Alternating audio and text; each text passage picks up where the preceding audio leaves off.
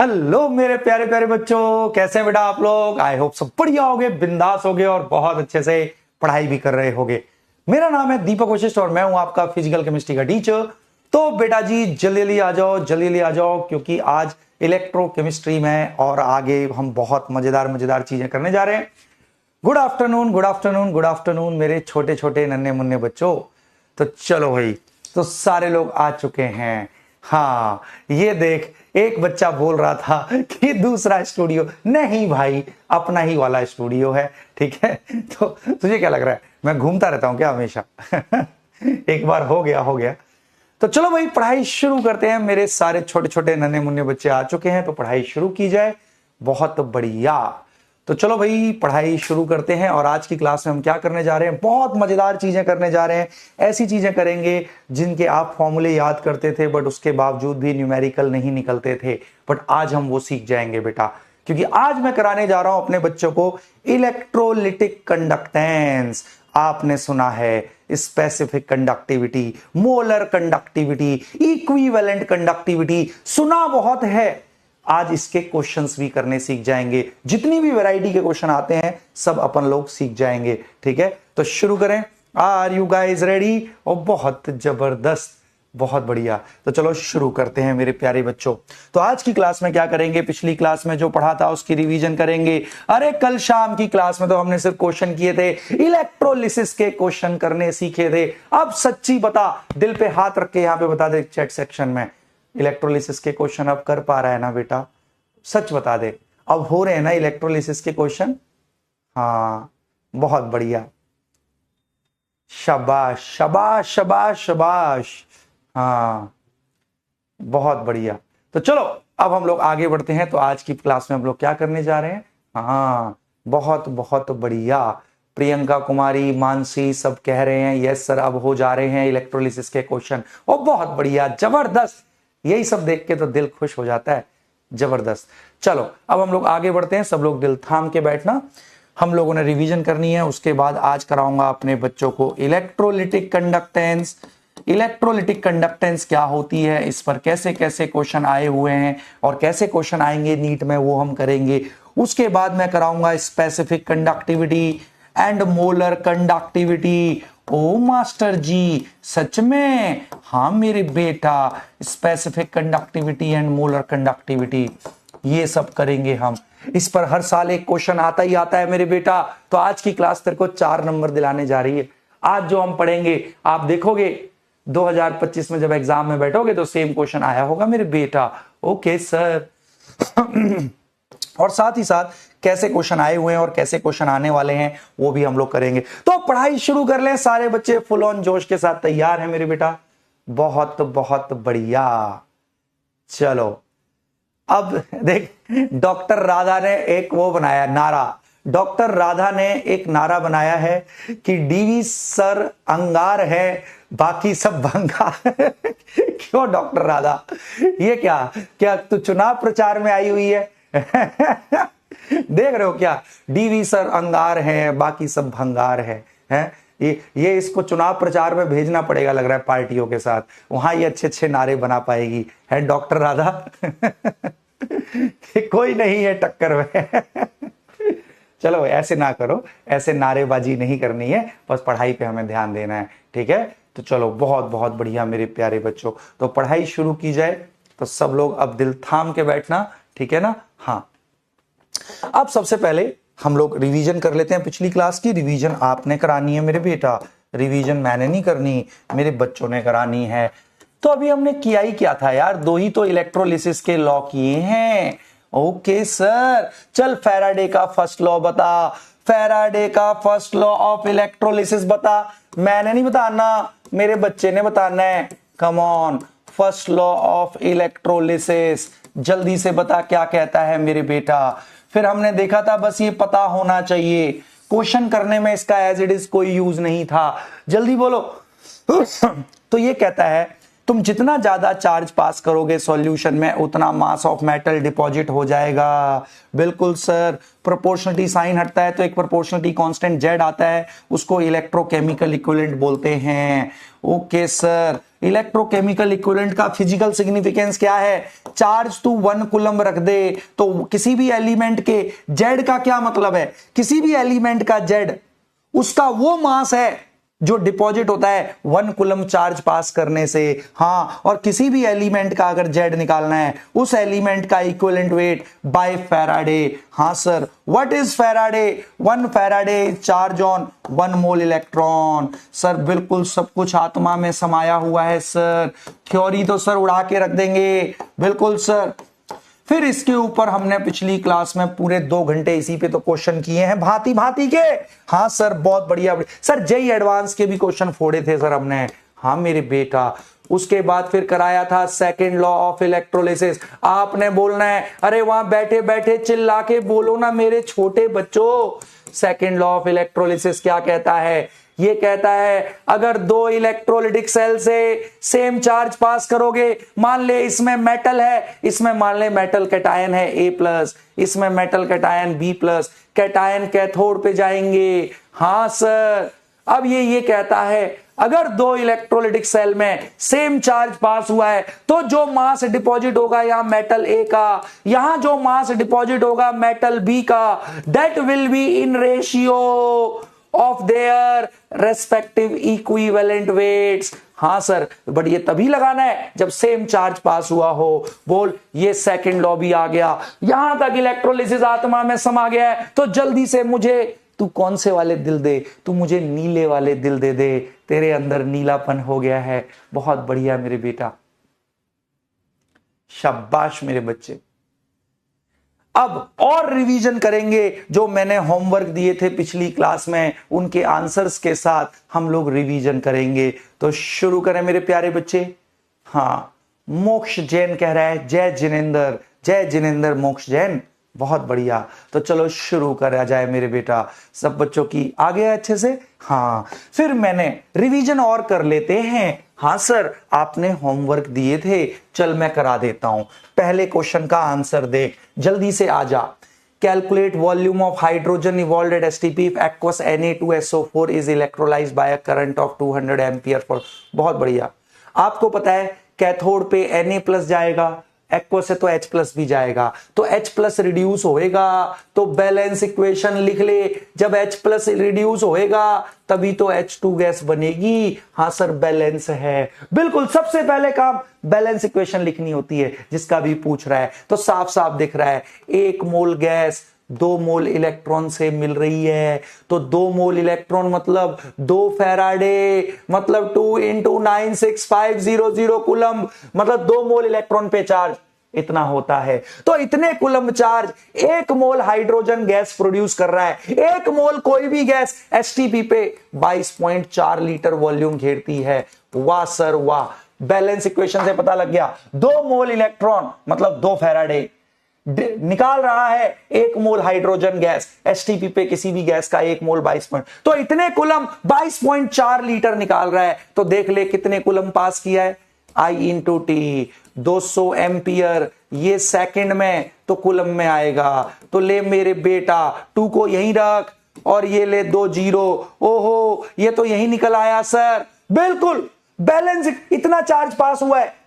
और सर इतना चार्ज तो सर 22.4 लीटर, तो सर इसमें तो आंसर 22.4 लीटर है। जिसका आ गया था हाथ खड़ा कर दे और झूठ ना बोल, बैलेंस इक्वेशन से ही पता लग गया। ये 2 फैराडे चार्ज है और 2 फैराडे मतलब 2 मोल इलेक्ट्रॉन, तो 22.4 लीटर निकाल रहा है 1 मोल। अब बहुत बढ़िया, इसका करते हैं अब। Calculate the charge required, calculate the charge required in Faraday to deposit 2.16 gram silver. मेरे बेटा, सिल्वर कैसे डिपॉजिट होता है? सिल्वर पे +1 चार्ज रहता है। हाँ सर, सिल्वर की वैलेंसी +1 होती है। अरे AgNO3 AgCl। हाँ सर, तो बैलेंस लिख दे, न्यूट्रल होने पे डिपॉजिट हो जाता है।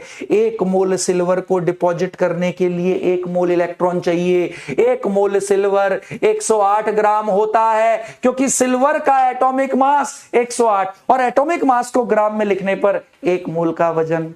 हाँ सर, तो 1 मोल सिल्वर मतलब 108 ग्राम सिल्वर को डिपॉजिट करने में 1 फैराडे चाहिए। तो ये पूछ रहा है तो 2.16 ग्राम को डिपॉजिट करने में कितना चाहिए? अरे देखना, तो यूनिटरी मेथड 108 ग्राम को डिपॉजिट करने में 1 फैराडे लगता है, तो 2.16 ग्राम को डिपॉजिट करने में कितना, ये डिवाइडेड बाय ये इनटू में ये।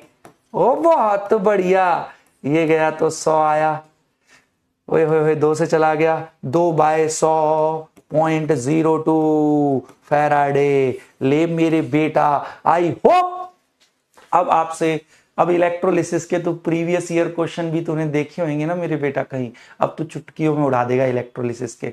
सच बता, इलेक्ट्रोलिसिस के न्यूमेरिकल में कॉन्फिडेंस है ना बेटा, कर सकता है ना मेरा बच्चा, शाबाश। तो इसी के साथ पिछली क्लास की हो गई रिवीजन, तो मेरे बच्चों को नीट में जैसे जैसे क्वेश्चन आते हैं वो सब निकालने आ गए, बहुत बढ़िया, हाँ शाबाश मेरा बेटा। अब आज की पढ़ाई शुरू करते हैं, बहुत बहुत मजा आने वाला है, ठीक है। शाहीन फारूक पूछ रहा है सर वैलेंसी कैसे पता लगेगी। मेरे बेटा मैंने जितने भी एग्जाम्पल कराए हैं उतने भी तू कर लेगा ना, तो उसके बियॉन्ड तेरे को कोई जानने की, और जो मैंने एग्जाम्पल कराए हैं उसमें तो पता है किस एटम पे क्या चार्ज है, किसकी वैलेंसी कितनी है।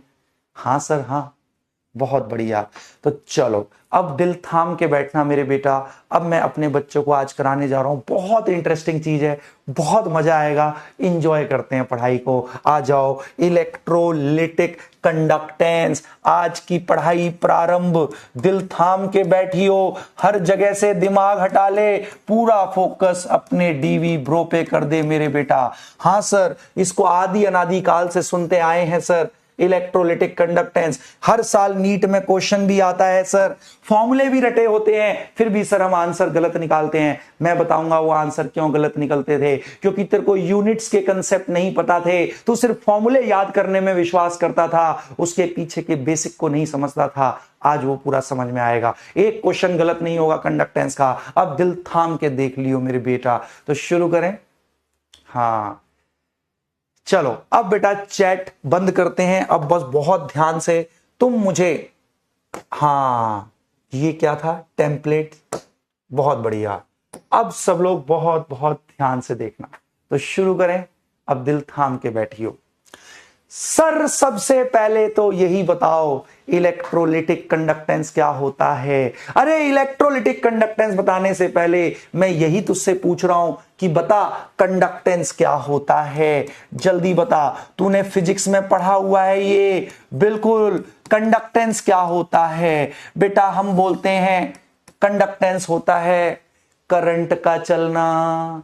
करंट का चलना क्या होता है, अरे चार्ज का चलना। तो conductance refers to flow of charge. अब मान ले मैं चार्ज हूं, मेरे ऊपर पॉजिटिव चार्ज है पूरा, मैं पॉजिटिवली चार्ज हूं और मैं चल रहा हूं, तो ले तू कहे ओह कंडक्टेंस हो रही है क्योंकि चार्ज चल रहा है, तो चार्ज का चलना कंडक्टेंस कहलाता है। ओके सर, कंडक्टेंस मतलब it refers to flow of charge, it refers to flow of charge. ठीक है सर, कंडक्टेंस का मतलब समझ में आया, जहां भी चार्ज चल रहा है तो हम कहते हैं कंडक्टेंस हो रही है यहां पर। ओके बहुत बढ़िया।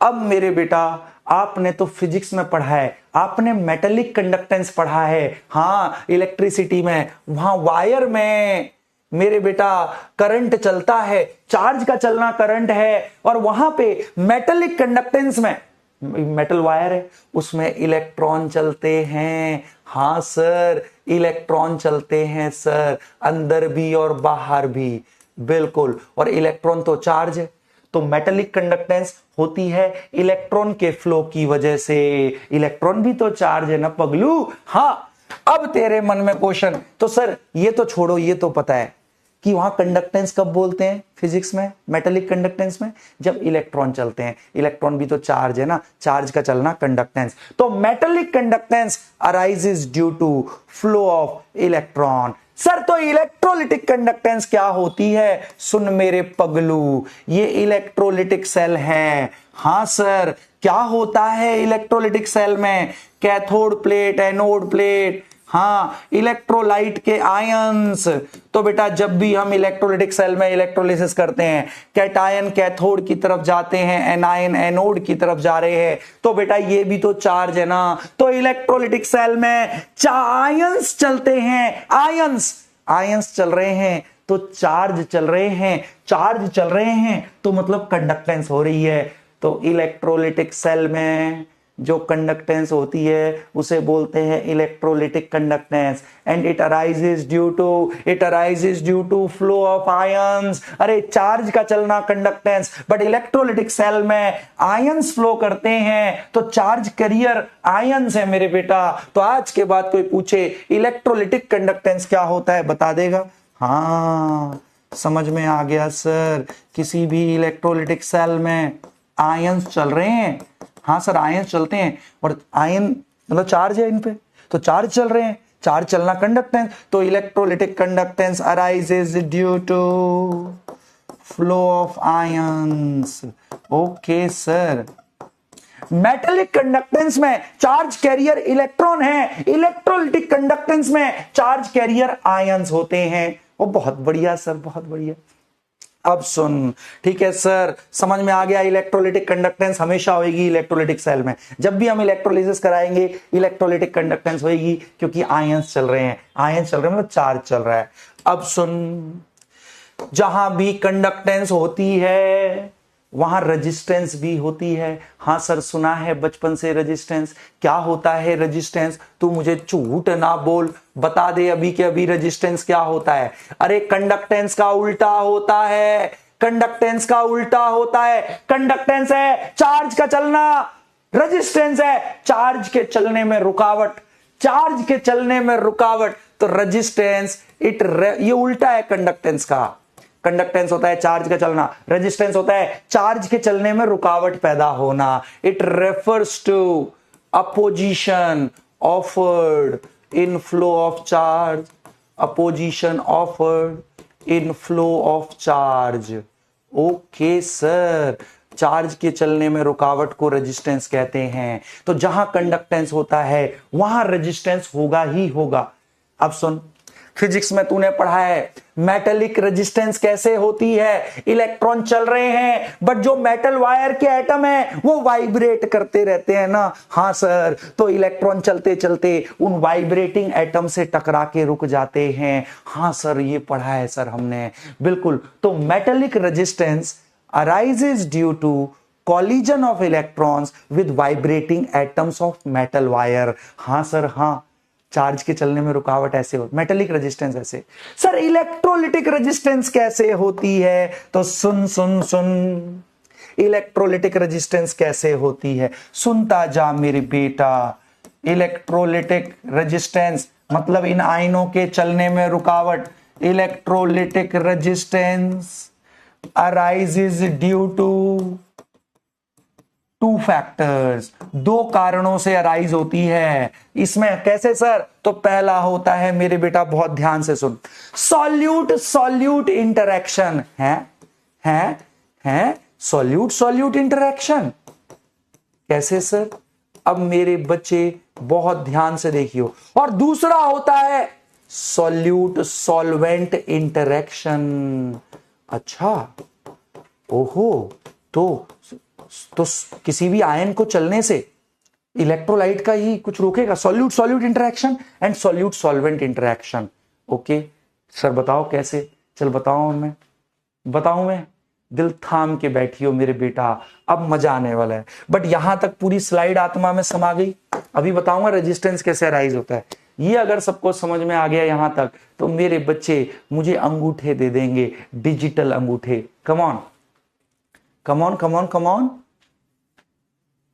एक बच्चे ने अपना नाम रखा हुआ है बदनाम बादशाह। क्यों भाई बदनाम बादशाह? तू बदनाम क्यों है मेरे बेटा? है ऐसा क्या कर्म किया है तूने? कर्म तो नहीं कुकर्मी किया होगा जो तेरा नाम बदनाम बादशाह रख दिया गया है बेटा। है सही नाम नहीं रख सकता है बदनाम बादशाह। तो चलो, तो मेरे बेटा जी को इतना आ गया। अब मैं समझाता हूं इलेक्ट्रोलिटिक रेजिस्टेंस कैसे अराइज होता है। दो कारण है, सॉल्यूट सॉल्यूट इंटरेक्शन से अराइज होता है एंड सॉल्यूट सॉल्वेंट इंटरेक्शन से अराइज होता है। अब इसको बहुत बहुत ध्यान से देखना मेरे बेटा, ठीक है? तो चलो आओ, पहला करते हैं सॉल्यूट सॉल्यूट इंटरेक्शन से कैसे अराइज होता है। ओके सर, इसी को बोल देते हैं हम एसिमेट्री इफेक्ट। बहुत बहुत ध्यान से सुनना, अभी तक ना तुम इसको गलत गलत समझते थे मेरे बेटा, आज तेरे को समझ में आएगा। सुन सुन सुन बहुत ध्यान से, ठीक है मेरे बेटा, ठीक है सर। चटवा बंद, पूरा फोकस अपने डीवी ब्रो पे कर दे, ठीक है सर। ये मेरे बच्चे इस प्रकार बर्तन है, ठीक है। आपने इसमें कोई इलेक्ट्रोलाइट डाला, मान लो AB, ओके सर, इसका सॉल्यूशन है। तो बेटा जी ये टूट के रहेगा सॉल्यूशन में, A+B-। ए कैटायन, करोड़ों कैटायन होंगे, करोड़ों एनायन होंगे। हाँ सर, करोड़ों कैटायन, करोड़ों एनायन होंगे सर, बिल्कुल। और किसी भी पॉइंट चार्ज के अराउंड जो इलेक्ट्रिक फील्ड होती है वो स्फेरिकली सिमेट्रिकल होती है।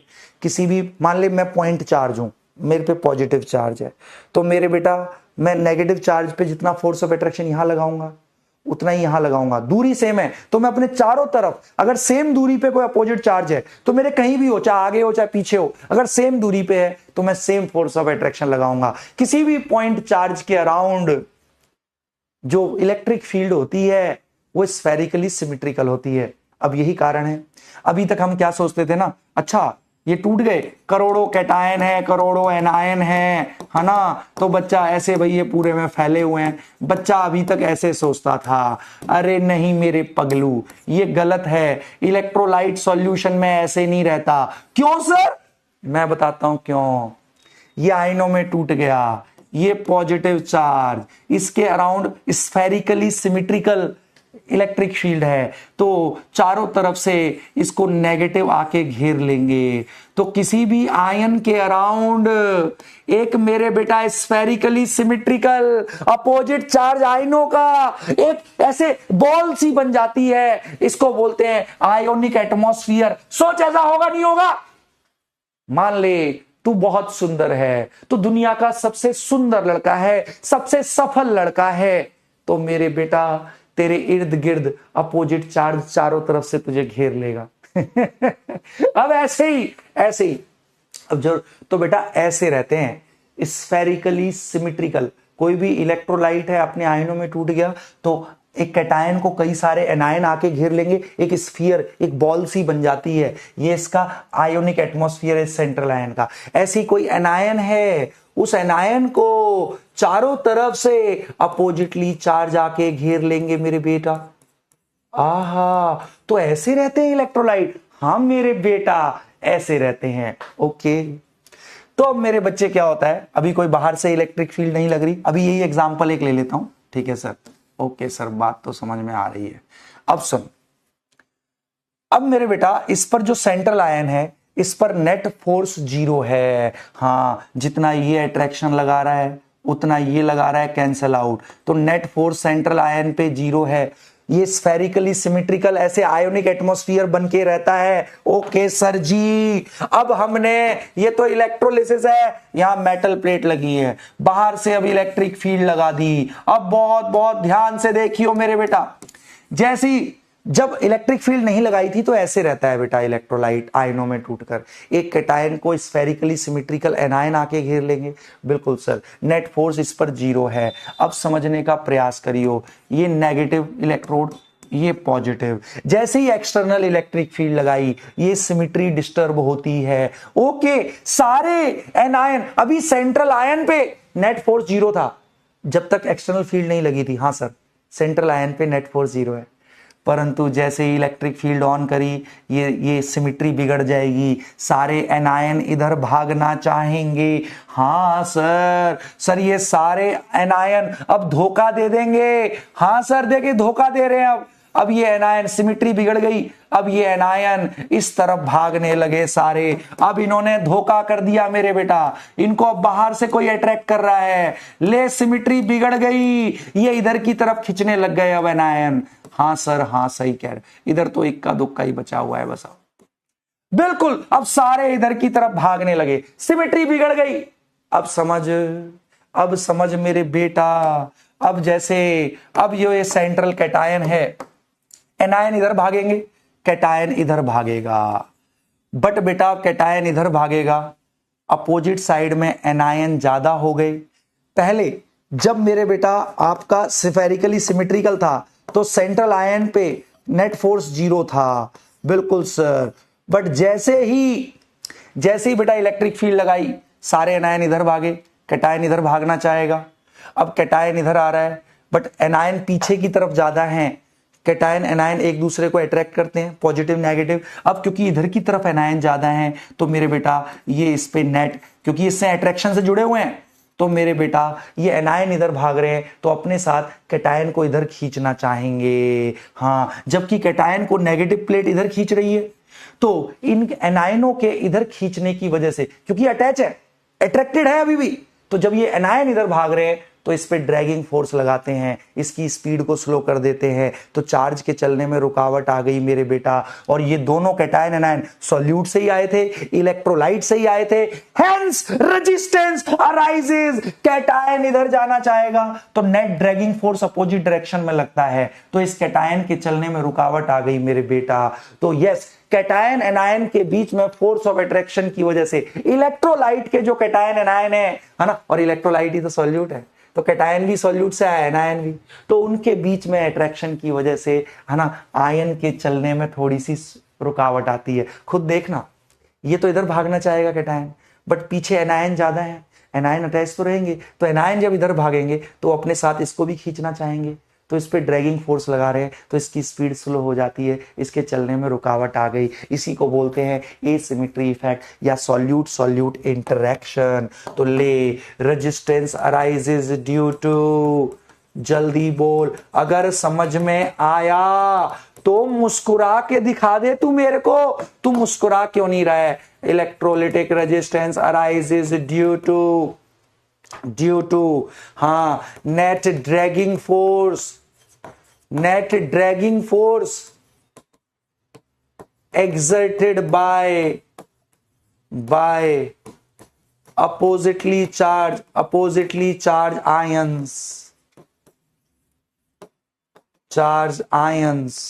of electrolyte on each other, सही बात है। कैटायन इधर जाना चाहेगा तो एनायन इधर अब ज्यादा हो गए तो नेट ड्रैगिंग फोर्स इधर लगेगा। ऐसे ही एनायन इधर जाना चाहेगा तो कैटायन इधर होंगे तो कैटायन उसको ड्रैग करेंगे, तो उनकी स्पीड को स्लो कर देते हैं मेरे बेटा। सच्ची बोल, समझ में आया?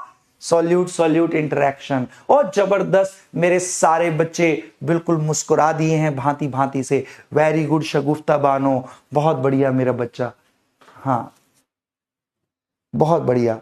अब सब लोग दिल थाम के बैठना। हाँ मेरे बच्चे, अब सॉल्यूट सॉल्वेंट इंटरैक्शन, अब सर इससे कैसे रुकावट आती है आयनों के चलने में, तो वो भी मैं दिखा देता हूं। सुन, अब तू मुझे सोच के बता, थॉट एक्सपेरिमेंट कर मेरे साथ। सॉल्यूट सॉल्वेंट इंटरैक्शन की वजह से भी इलेक्ट्रोलिटिक रेजिस्टेंस अराइज होता है, इसको अपन बोलते हैं इलेक्ट्रोफोरेटिक इफेक्ट। ओके सर, समझा दो सर। आप तो समझा नहीं रहे हो। अरे मैं तो समझा देता हूं, तो समझना, ठीक है? आजा, अब आप मुझे सोच के बताओ, नदी बह रही है, नदी, तू मेरे साथ घूमने गया कि आप मास्टर जी घूम के आते हैं, ठीक है? एग्जाम हो गया, नीट का तगड़ा फोड़ा है, मास्टर जी 700 नंबर आ रहे हैं, ठीक है? मैं कहा चल नदी पे चलते हैं, ठीक है ना? तो नदी पे गए। हाँ, अब तूने क्या किया ना, मुझे धक्का दे दिया नदी पे ले जाके। हाँ, कलयुगी बच्चा है ना तू, ऐसे ही करेगा, मास्टर जी को धक्का दे देगा तू नदी में। अब सोच, अब नदी के बहाव के साथ मैं तैरूंगा तो तेज तेज तैरूंगा, या नदी के बहाव के अपोजिट बहूंगा तब तेज बहूंगा? जल्दी बता। तूने मुझे नदी में धक्का दे दिया, अब मुझे जान बचानी है, तो बता, मैं नदी के बहाव के साथ बहूं तो तेज बहूंगा, या नदी के बहाव के अपोजिट स्विमिंग करूंगा तब तेज करूंगा? जल्दी, ऑब्वियस है, नदी के बहाव के साथ मैं तेज स्विम करूंगा। अब सुनता जा, यहां पे यही प्रॉब्लम होती है, बहुत ध्यान से सुनियो। सुन, ये इलेक्ट्रोलिटिक बर्तन है, हाँ सर इलेक्ट्रोलिटिक सेल है। अब ध्यान से देखना मेरे बेटा, ठीक है? Okay sir. अब तेरे को पता है कोई इलेक्ट्रोलाइट का सॉल्यूशन है तो एक कैटायन को बहुत सारे उसके anion spherically symmetrical ionic atmosphere बन जाता है। हाँ सर ये तो पॉसिबल, यही तो होता है, ऐसे ही रहता है इलेक्ट्रोलाइट, सही बात है, टूटकर। अब ठीक है, बिल्कुल ऐसे रहता है इन absence of external electric field. अब मेरे बेटा जो आयोनिक एटमॉस्फेयर है, ऑब्वियस है एक्को, ये तो कैटायन से इलेक्ट्रोलाइट से आए हैं, कैटायन एनायन, एक्को सॉल्यूशन होगा तो पानी भी होगा। हाँ सर, सॉल्वेंट तो पानी ही रहता है और पानी में चार्ज सेपरेशन होती है। हाँ सर, हाँ सही बात है सर, पानी में चार्ज सेपरेशन रहती है sir. Sir oxygen more electronegative तो हल्का सा माइनस रखता है अपने ऊपर, हाइड्रोजन पे हल्का सा पॉजिटिव, ऑक्सीजन मोर इलेक्ट्रोनेगेटिव तो पानी में ऐसे चार्ज सेपरेशन रहती है, हाइड्रोजन पे हल्का सा प्लस रहता है। ओके सर, तो ले इस कैटायन के समझने का प्रयास करियो। कैटायन का जो एनायनों का आयोनिक एटमॉस्फेयर है बेटा, उस आयोनिक एटमॉस्फेयर से पानी के मॉलिक्यूल चिपक के रहेंगे, नहीं रहेंगे, positive negative positive negative positive negative, तो पानी चिपक के रहेगा ना आयोनिक एटमॉस्फेयर से। पूरे में सॉल्वेंट है पानी, हाँ सर पानी चिपक के रहेगा, पॉजिटिव नेगेटिव पॉजिटिव, हाइड्रोजन के पॉजिटिव से ये चिपक के रहेगा। अब तूने कहा सर मैं तो इलेक्ट्रोलिसिस करूंगा, मैं कह रहा हूं मत कर, अभी मत कर। नहीं, तू बोला नहीं सर करूंगा मैं इलेक्ट्रोलिसिस, तो मैंने कहा कर कर भाई, कोई दिक्कत नहीं। ठीक है, तूने कर दिया इलेक्ट्रोलिसिस। अब देख क्या होएगा, क्या होता है इलेक्ट्रोलिसिस में, बहुत ध्यान से देखियो। पूरा आयोनिक एटमॉस्फेयर, एनायनों का आयोनिक एटमॉस्फेयर इधर बहेगा। हाँ सर, एनायन इधर बहेंगे और कैटायन मेरे बेटा इधर जाना चाहेगा। बिल्कुल, कैटायन इधर जाना चाहेगा, एनायन इधर। अब मेरे बेटा जब एनायन इधर जाएंगे तो अपने साथ पानी को भी इधर ही ले आएंगे ना। हाँ सर, तो पूरे पानी का फ्लो, पूरी नदी का फ्लो इस तरफ होने लगा, क्योंकि एनायन इधर आ रहे हैं, अपने साथ पूरे पानी को भी इधर ले आएंगे, तो पानी का फ्लो, पूरे सॉल्वेंट का फ्लो, पूरी नदी का फ्लो इस तरफ है। बट कैटायन को उस फ्लो के अपोजिट बहना पड़ रहा है, जिसकी वजह से कैटायन की स्पीड कम हो गई रे। हाँ सर, इस चीज से भी रुकावट आई, क्योंकि बह तो ये आयन पानी में ही रहे ना। हाँ, अब क्योंकि जो एनायन है उससे पानी चिपका हुआ था, तो आयोनिक एटमॉस्फेयर इधर गया, अपने साथ पूरे पानी को भी इधर ले आया, पूरे पानी का फ्लो इधर हो गया, नदी का फ्लो इधर हो गया, बट सेंट्रल आयन उसके अपोजिट बहता है, इससे इसकी स्पीड कम हो जाएगी मेरे बेटा। तो ले, यहां भी आयन के चलने में रुकावट, इसको बोलते हैं मेरे बेटा इलेक्ट्रोफोरेटिक इफेक्ट। और ये सॉल्यूट सॉल्वेंट पानी और आयन के इंटरेक्शन की वजह से ये रुकावट आई है। हाँ सर, क्योंकि पानी सॉल्वेंट चिपका हुआ है आयोनिक एटमॉस्फेयर से। बहुत बढ़िया। तो resistance also arises due to electrolytic resistance.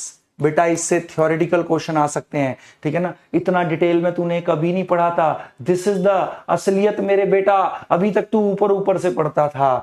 Electrolytic resistance also arises due to solute solvent interaction. बहुत बढ़िया सर, अच्छे से समझ में आ गया। जो आयोनिक एटमॉस्फेयर है वो इधर भागेगा, एनायन। हाँ सर, हाँ, अपने साथ तो पानी को भी ले आएगा, पूरी नदी का फ्लो इधर हो गया, सेंट्रल को उसके अपोजिट बहना है, तो अपोजिट बहने में स्पीड स्लो हो गई सर। वाह सर वाह, जबरदस्त जबरदस्त मेरे बेटा। यहां पे एक बच्चा है मेरा अनमोल मोहन नाम का, और वो कह रहा है इकोलाई नेम रिवील करो। हे अनमोल मोहन, तुझे इकोलाई का नाम जानने में ऐसा क्या इंटरेस्ट है मेरे बेटा? क्यों कर रहा है तू ऐसा? है इतनी इंपॉर्टेंट चीज चल रही है जिंदगी में, इतना गहराई में तूने किसी किताब में नहीं देखा होगा इलेक्ट्रोलिटिक रेजिस्टेंस। तू जिंदगी में पहली बार नाम सुन रहा होगा, asymmetry effect and electrophoretic effect, है ना। पहले तू गलत गलत समझता था कि इलेक्ट्रोलिटिक रेजिस्टेंस कैसे अराइज। आज जब असली रीजन समझ में आ रहा है तो तू इधर ध्यान ना देके तू इकोलाई का नाम जानना चाहता है। ऐसा क्यों कर रहा है? इकोलाई पढ़ने वाली बच्ची है। अनमोल मोहन, तू भी संस्कारी बच्चा है, ऐसे क्यों कर रहा है मेरे बेटा? गंदी बात। बहुत बढ़िया। तो चलो, तो मेरे बेटा जी को समझ में आ गया अच्छे से। तो यस, इलेक्ट्रोलिटिक रेजिस्टेंस का भी कारण समझ में आ गया। अब मेरे बेटा तो सुन, इलेक्ट्रोलिटिक रेजिस्टेंस क्यों अराइज हो रहे हैं? अरे क्योंकि पॉजिटिव नेगेटिव में अट्रैक्शन रहता है। सॉल्यूट सॉल्यूट में भी क्या है, कैटायन इधर जा रहा है, पीछे से उसको एनायन स्लो कर रहा है। सॉल्यूट सॉल्वेंट में भी क्या है भाई एनायन पे नेगेटिव चार्ज, पानी पे पॉजिटिव वाले पार्ट से वो जुड़ जाता है। तो मतलब फोर्स ऑफ अट्रैक्शन है, इलेक्ट्रोस्टैटिक फोर्स ऑफ अट्रैक्शन की वजह से अराइज हो रहे हैं इलेक्ट्रोलिटिक रेजिस्टेंस। अब सुन, टेम्परेचर बढ़ाने पर इलेक्ट्रोलिटिक रेजिस्टेंस को क्या होएगा? और झूठ ना बोल, on increasing temperature. Metallic resistance physics में तूने पढ़ा है बेटा? मेटेलिक रेजिस्टेंस में क्या होता है, पहले मेटेलिक में समझ ले। फिजिक्स में तूने पढ़ा है, ये वायर है, इसमें इलेक्ट्रॉन चल रहा है, वाइब्रेटिंग एटम से टकरा के रुक जाता है, ऐसे होती है मेटेलिक रेजिस्टेंस। याद कर, मेटेलिक रेजिस्टेंस में अगर टेम्परेचर बढ़ाते हैं तो एटम और तेजी से वाइब्रेट करने लगेगा, एटम और तेजी से वाइब्रेट करेगा तो इलेक्ट्रॉन के टकराने की क्षमता बढ़ जाएगी, संभावना बढ़ जाएगी। तो टेम्परेचर बढ़ाने पर मेटेलिक रेजिस्टेंस बढ़ जाती है। अच्छा हाँ, याद कर, सब पढ़ा है तूने फिजिक्स में यार।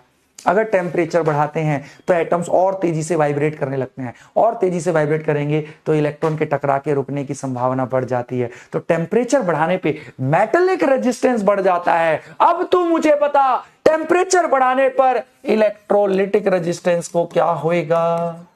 और झूठ ना बोल, सुनना, इलेक्ट्रोलिटिक रेजिस्टेंस हो क्यों रहा है तू मुझे बता, क्यों हो रहा है?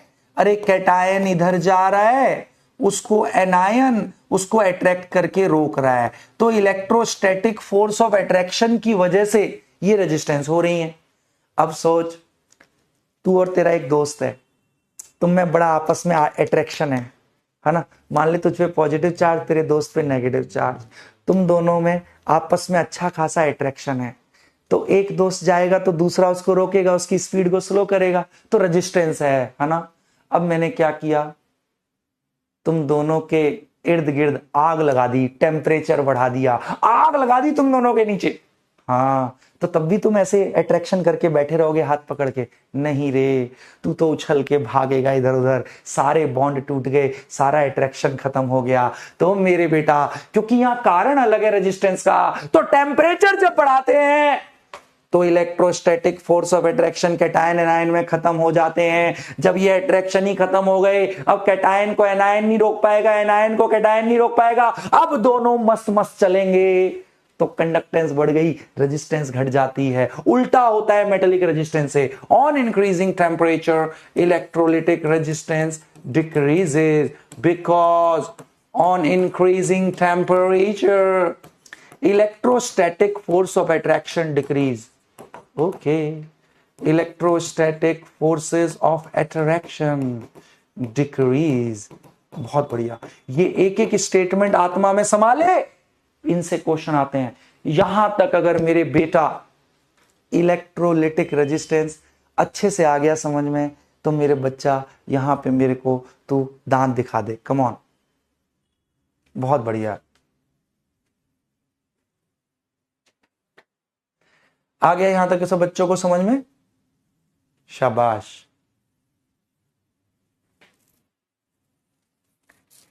मून शबान कह रहा है डीवी ब्रो के एग्जाम्पल कतई हिंसात्मक होते हैं।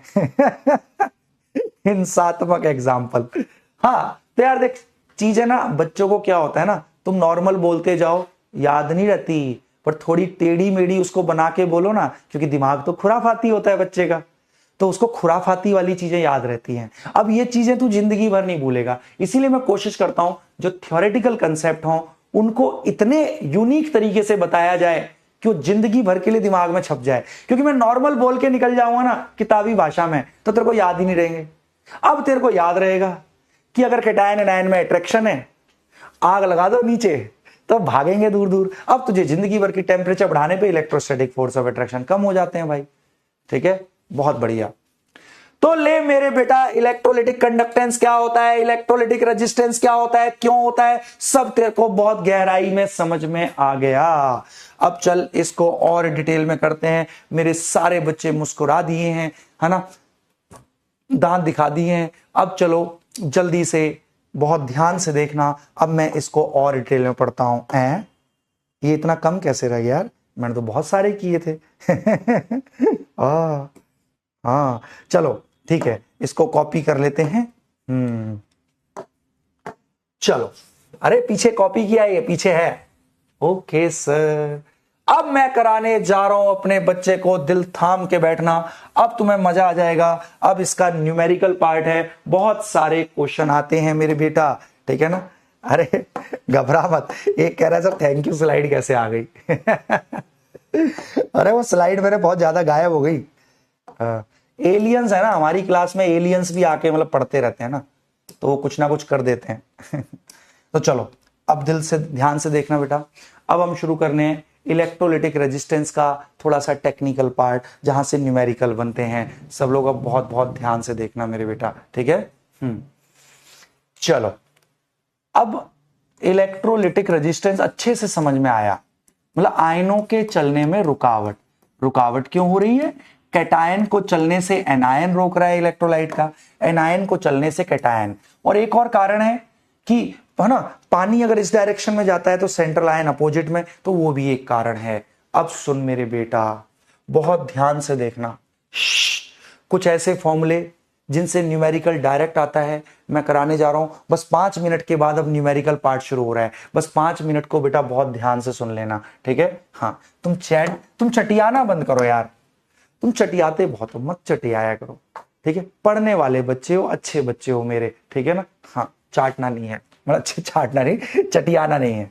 सुनो बेटा जी, इलेक्ट्रोलिटिक सेल में आपको पता है हम इलेक्ट्रोड लेते हैं, बिल्कुल सर, बैटरी के 2 अपोजिट। पूरा फोकस मेरी बातों पर, क्योंकि बहुत इंपॉर्टेंट चीज है बेटा, इससे न्यूमेरिकल आएगा एक पक्का, ठीक है सर। हमने बीच में लटका हुआ ऐसे दिखा रहे हैं इस इलेक्ट्रोड प्लेट को, बट ये ऐसे लटकी नहीं होती, ये बर्तन की दीवार से चिपकी होती है। तो मतलब जो एक तरीके से बर्तन की जो लंबाई होती है वही डिस्टेंस बिटवीन इलेक्ट्रोड होता है। अरे वो मैं चिपका के नहीं दिखाता इसको, इसलिए नहीं दिखाता मैं चिपका के आपको, क्योंकि फिर इसमें चिपक जाएगा तो दीवार में दिखेगा नहीं ना तुमको इलेक्ट्रोड प्लेट। तो हम ऐसे बेशक बीच में लटका हुआ दिखाते हैं, बट ये ऐसे नहीं लटके होते, बर्तन की दीवारों से चिपकी होती है इलेक्ट्रोड प्लेट। ओके, तो जो एक तरीके से जो बर्तन की लंबाई होती है वही डिस्टेंस बिटवीन इलेक्ट्रोड होता है। ओके सर, और किसी भी बर्तन की चौड़ाई को अपन दिखाते हैं एरिया ऑफ क्रॉस सेक्शन से। हाँ सर, चौड़ाई, हाँ एरिया, साइड वाला एरिया। अरे कैसे समझाऊं तुझे एरिया ऑफ क्रॉस सेक्शन, इसको अब ऐसे देख ले। मान ले ये बर्तन है, समझ इस चीज को, जैसे ये बर्तन है मेरे बेटा। ओके सर, तो ये तो हो गई लंबाई, हाँ, और ये हो गई चौड़ाई। हाँ सर, हाँ, ये पूरा एरिया। ओके सर जी, बहुत बढ़िया। अब सब लोग दिल थाम के बैठना मेरे बेटा, ठीक है। सुनो सुनो सुनो, अब यहां पे कोई इलेक्ट्रोलाइट ले लेते हैं अपन, ठीक है भाई। मान ले x + y-, ठीक है, अपन करेंगे। तो देखा गया है, बहुत बहुत ध्यान से सुनना मेरे बेटा, बहुत ध्यान से सुनना। देखा गया है कि जो इलेक्ट्रोलिटिक रेजिस्टेंस है, it is directly proportional to length of the cell. Length of cell जितनी ज्यादा, मतलब डिस्टेंस बिटवीन इलेक्ट्रोड उतना ज्यादा, ठीक है। तो जितना ज्यादा डिस्टेंस बिटवीन इलेक्ट्रोड होगा, आयन को उतना देर तक चलना पड़ेगा, उतना लंबा। आयन जितना लंबा चलना पड़ेगा, रास्ते में उतनी ज्यादा रुकावटें आएंगी। अरे सोचना, तेरे को मान ले बेड से बस नीचे उतरना है तो तेरे गिरने के चांस कम है, बट तेरे को अगर लंबा चलना पड़े, बेड से उतर के, सीढ़ियों से उतर के ग्राउंड में जाना है, रोड पे जाना है, तो तेरे गिरने के चांस ज्यादा है। तो वही बात है, जितना ज्यादा डिस्टेंस बिटवीन इलेक्ट्रोड होगा, आयनों को उतना लंबा चलना पड़ेगा, तो रास्ते में रुकावटें भी उतनी ज्यादा आएंगी। तो देखा गया है resistance, electrolytic resistance is directly proportional to length of the cell बोलो या डिस्टेंस बिटवीन इलेक्ट्रोड बोलो। Okay sir, okay. और देखा गया है resistance inversely proportional to area of cross section of बर्तन। Area of cross section of बर्तन बोलो या एरिया ऑफ प्लेट बोलो, क्योंकि पूरे बर्तन की दीवार पे ना प्लेट लगी होती है। हाँ, पूरे जितना इसका एरिया है उतने एरिया की प्लेट लगी। ओके सर, इसको area of cross section of vessel बोलो या एरिया ऑफ इलेक्ट्रोड प्लेट बोल लो। ओके सर, बहुत बढ़िया, शाबाश सर। तो ऐसा देखा गया है। अब इन दोनों को कंबाइन करते हैं।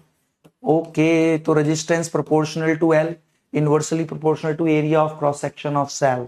और बेटा जब प्रोपोर्शनलिटी साइन हटता है तो एक प्रोपोर्शनलिटी कांस्टेंट आता है, यहां उसको बोलते हैं रेजिस्टिविटी। ऐसा तूने फिजिक्स में सब पढ़ा है? हाँ सर, फिजिक्स में पढ़ा हुआ है सर ये सब हमने। अरे बट ठीक है सर, तो जैसा फिजिक्स में था मेटालिक रेजिस्टेंस में, बिल्कुल वैसा ही इलेक्ट्रोलिटिक रेजिस्टेंस में भी है। Electrolytic resistance is directly proportional to length of the cell, inversely proportional to area of cross section of the cell। जो प्रोपोर्शनलिटी कांस्टेंट आया उसे बोलते हैं resistivity. Resistivity, this is resistance, resistivity, length of the cell, area of cross section of the cell. But physics में तो यहीं पे question आने शुरू हो जाते हैं, केमिस्ट्री में थोड़ा उल्टा करते हैं, इसको इधर ले जा, इसको इधर। तो रेजिस्टिविटी इधर आया तो 1 बाय रेजिस्टिविटी, रेजिस्टेंस इधर गया तो 1 बाय रेजिस्टेंस। ले मेरे बेटा, तेरे जीवन का सबसे इंपॉर्टेंट फॉर्मूला ड्राइव हो गया। रेजिस्टिविटी का रेसिप्रोकल, इसको बोल देते हैं कंडक्टिविटी या कप्पा। अरे कटप्पा नहीं, कटप्पा नहीं, कप्पा। रेजिस्टिविटी का उल्टा कंडक्टिविटी, उसको रिप्रेजेंट करते हैं कप्पा से। रेजिस्टेंस का उल्टा कंडक्टेंस, उसको रिप्रेजेंट करते हैं सी से, C for conductance and L by A. ये फॉर्मूला तू आदि अनादि काल से देखता आया है, आज तुझे पहली बार ये फॉर्मूला समझ में आ गया। Kappa equal C L by A, where kappa is conductivity. एक एक चीज का मतलब आना चाहिए। इसको केवल कंडक्टिविटी बोलते हैं या स्पेसिफिक कंडक्टिविटी। इससे बहुत क्वेश्चन आएंगे मेरे बेटा, अभी सब करा दूंगा। एक एक कंसेप्ट, एक एक यूनिट तेरी आत्मा में समा जाएगी। कहां गलती करते थे आज तुझे पहली बार जीवन में समझ में आएगा। कप्पा, रेजिस्टिविटी, प्रोपोर्शनलिटी कांस्टेंट का रेसिप्रोकल है ये। ओके सर, तो कंडक्टिविटी, ओके सर, या स्पेसिफिक कंडक्टिविटी, बात सेम है। सी इज कंडक्टेंस, रेजिस्टेंस का उल्टा। ओके, अब सुन, L is the length of the cell, A is the area of cross section of cell. तो किसी भी बर्तन की लंबाई और चौड़ाई तो फिक्स होती है ना एक पर्टिकुलर बर्तन की। हाँ, तो ये किसी भी पर्टिकुलर इलेक्ट्रोलाइटिक सेल के लिए ये कांस्टेंट रहेगा ना रे पगलू। हाँ सर, हाँ भाई, लंबाई किसी भी एक पर्टिकुलर बर्तन है, उसकी लंबाई चौड़ाई तो फिक्स है, तो इसीलिए इसको बोल देते हैं cell constant. L by A is cell constant. किसी भी इलेक्ट्रोलाइटिक सेल के लिए, है ना, उसकी लंबाई और चौड़ाई तो फिक्स रहेगी। तो ले ये मेरे बेटा kappa equal C L by, ये स्लाइड भी आत्मा में घुस गई। तो जल्दी से मेरे को क्या कर दे, अब तू खाने को कुछ दे दे, मुझे अंगूर दे दे बेटा, अंगूर। अगर तेरे को समझ में आ गया। और आगे बढ़ते हैं। अब कप्पा को रगड़ेंगे तगड़े से। कप्पा से थ्योरेटिकल क्वेश्चन भी बनते हैं, न्यूमेरिकल क्वेश्चन भी बनते हैं। कप्पा है ये कप्पा, नॉट कटप्पा। जल्दी से तू अंगूर दे दे, मैं इतने पानी पी लेता हूं। बहुत बढ़िया।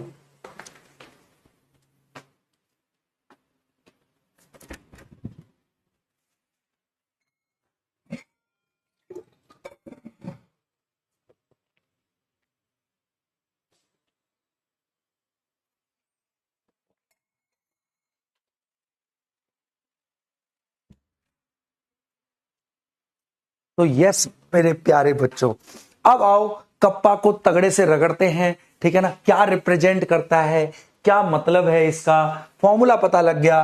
Kappa equal C L by A. आजा, अब शुरू करते हैं फिजिकल सिग्निफिकेंस कि रिप्रेजेंट क्या कर रहा है ये कप्पा, किसके लिए होता है ये कप्पा। तो अब सुन, पूरा फोकस मेरी बातों पे, हर जगह से दिमाग हटा ले मेरे बेटा। सुन, अब मैं बता रहा हूं, एक क्वेश्चन आने ही आना है इससे, वेरी इंपॉर्टेंट थिंग। अब सुन, अब मैं कराने जा रहा हूं फिजिकल सिग्निफिकेंस ऑफ कप्पा, या भौतिक महत्व क्या है इसका। बहुत ध्यान से देखना मेरे बेटा। ऑफ स्पेसिफिक कंडक्टिविटी, या केवल कंडक्टिविटी भी बोल लेते हैं, और this is represented by kappa, not Kattappa. Okay, kappa. सुन अब सुन सुन सुन प्यार की धुन, मेरे बेटा आप सुनता जाइयो। इसका फिजिकल सिग्निफिकेंस पे बहुत बार नीट में क्वेश्चन पूछा गया है। मैं बता रहा हूं, मुझे पता नहीं क्यों लग रहा है 2025 में इससे एक क्वेश्चन आ रहा है। तेरे 4 नंबर अगले 5 मिनट में क्लियर हो रहे हैं। सुना, सुनता जाइयो रे। ये एक इलेक्ट्रोलाइटिक सेल है, हर जगह से दिमाग हटा ले, यहां ले आ। ठीक है सर, इलेक्ट्रोलाइटिक सेल है सर, बिल्कुल सर। अब तेरे को पता है ये इलेक्ट्रोलाइटिक सॉल्यूशन होगा, इस सॉल्यूशन का कंडक्टिविटी कैसे होता है, C कंडक्टेंस L/A।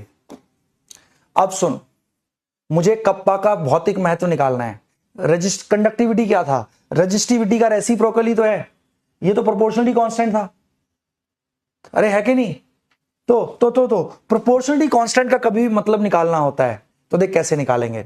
हमें पता है इस इलेक्ट्रोलाइटिक सॉल्यूशन का कप्पा होगा Cl/A, वो तो हम निकाल चुके हैं। किसी भी इलेक्ट्रोलाइटिक सॉल्यूशन का कप्पा है ना, कंडक्टिविटी Cl/A होती है।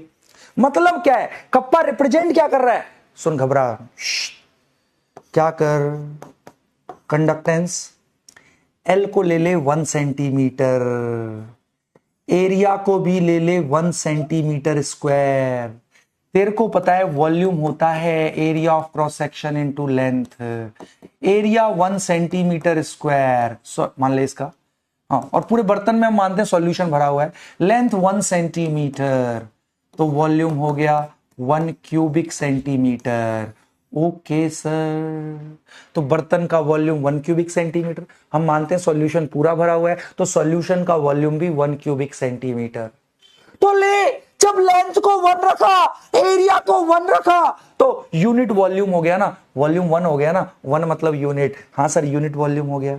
तो ले, उस केस में conductivity of this electrolytic solution is equal to total conductance. ओ हो, चल मतलब निकल आया। किसी भी इलेक्ट्रोलाइटिक सॉल्यूशन की specific conductivity is equal to total conductance offered by unit volume of an electrolytic solution. किसी भी इलेक्ट्रोलाइट के सॉल्यूशन का यूनिट वॉल्यूम जो कंडक्टेंस शो करता है, that is specific conductivity. Specific conductivity कुछ नहीं, कंडक्टेंस ही है, बट कितने की, unit volume of electrolytic solution की कंडक्टेंस है, प्रोवाइडेड। खुद देखना, लेंथ 1, एरिया 1, तो वॉल्यूम 1, तो specific conductivity of an electrolytic solution is equal to conductance offered by unit volume of an electrolytic solution. But हाँ, इसमें भी झोल है, वॉल्यूम 1 तो ऐसे भी हो सकता है, वॉल्यूम तो 1 ऐसे भी हो सकता है ना, कि मान ले एरिया 2 सेंटीमीटर स्क्वायर, लेंथ 0.5। हाँ सर, अभी भी तो सर वॉल्यूम 1 हो सकता है, बट अगर तू लेंथ 2 लेगा, एरिया 0.5 लेगा, तब स्पेसिफिक कंडक्टिविटी कंडक्टेंस के बराबर नहीं आएगी। हाँ, तो यूनिट वॉल्यूम किसी भी तरीके से नहीं करना। यूनिट वॉल्यूम कब करना है, जब लेंथ 1 हो और एरिया 1 हो, उस समय conductivity of solution is equal to conductance of solution. Conductance of solution है ना, कितना सॉल्यूशन, 1 क्यूबिक सेंटीमीटर सॉल्यूशन की कंडक्टेंस के बराबर है इस सॉल्यूशन की conductivity, provided electrodes are unit distance apart. भाई वॉल्यूम यूनिट मान लिया 1, लेंथ 1 बोल दिया, तो एरिया अल्टीमेटली 1 ही होगा ना, तभी तो वॉल्यूम 1 आ रहा है। हाँ ठीक है सर, मतलब कप्पा इज इक्वल, किसी भी इलेक्ट्रोलाइटिक सॉल्यूशन की conductivity is equal to total conductance offered by unit volume of an electrolytic solution. और यूनिट वॉल्यूम भी केवल कब, जब लेंथ 1 और एरिया 1, तब कप्पा C के बराबर आएगा। अगर तू लेंथ 2 लेता, एरिया 0.5 ले लेता, तब नहीं आता कप्पा C के बराबर। ओहो, तो इसको हम कैसे डिफाइन करते हैं, specific conductivity of an electrolytic solution is equal to conductance offered by unit volume of an electrolytic solution provided electrodes are unit distance apart। तो ले वॉल्यूम 1 बोल दिया, डिस्टेंस बिटवीन इलेक्ट्रोड मतलब लेंथ 1 बोल दिया, तो ऑब्वियस है फिर एरिया भी 1 होगा।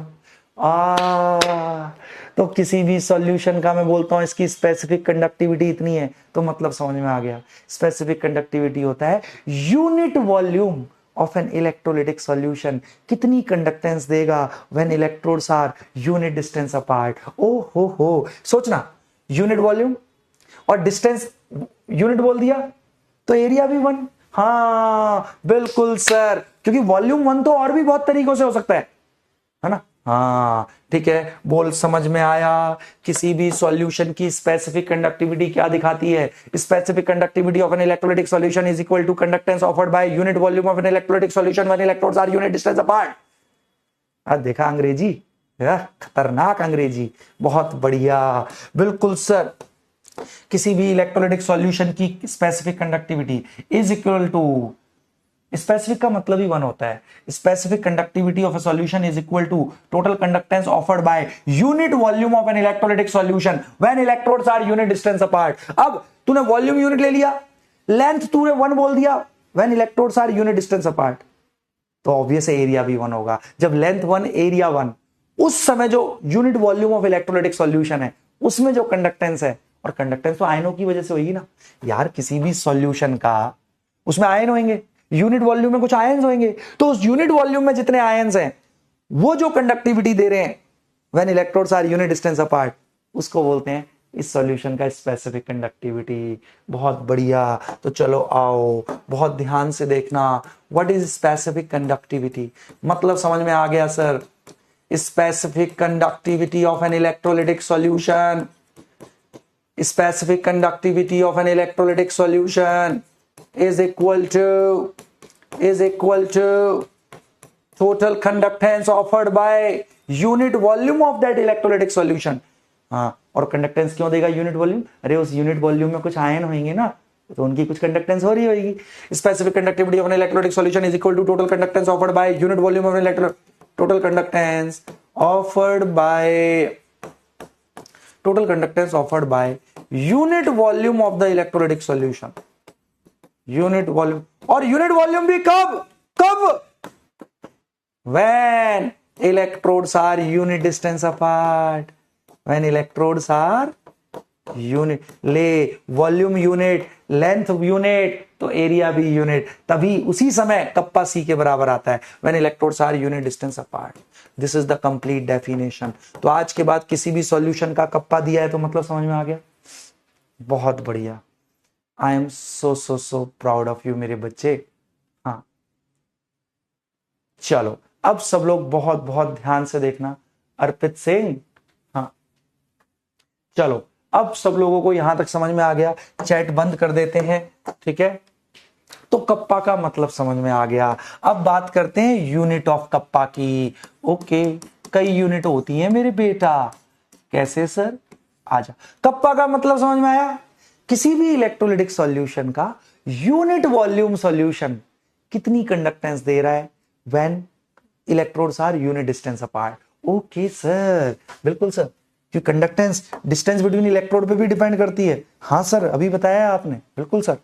तो इसलिए यूनिट वॉल्यूम सॉल्यूशन कितनी कंडक्टेंस देगा when electrodes are unit distance apart, तो that is the kappa of a solution. ठीक है सर। अब सुन, unit of kappa, kappa CL/A। C क्या है? रेजिस्टेंस का उल्टा कंडक्टेंस होता है। तो ले, रेजिस्टेंस की यूनिट ओम। हाँ सर, ओम। लेंथ मान ले सेंटीमीटर में, एरिया सेंटीमीटर स्क्वायर में। हाँ सर, ये हो गया पर ओम। ऊपर आके ये पर ओम हो गया, और ये 1 सेंटीमीटर से 1 सेंटीमीटर चला गया, तो नीचे में सेंटीमीटर था, ऊपर आके ले पर ओम पर सेंटीमीटर। पर ओम को अपन सीमंस भी लिखते हैं, कंडक्टेंस की यूनिट सीमंस होती है, पर ओम को सीमंस। तो ले मेरे बेटा, कप्पा की यूनिट सीमंस पर सेंटीमीटर। बोल, क्लियर हुआ? और झूठ ना बोल। और एक और यूनिट है इसकी, कुछ नहीं, सुन ले, बहुत आसान है। Kappa equal CL/A। हाँ, सीमंस कप्पा की क्या हो गई? सीमंस। अरे कंडक्टेंस की हो गई सीमंस। अरे रेजिस्टेंस का उल्टा, पर ओम कोई सीमंस, तो कंडक्टेंस की सीमंस।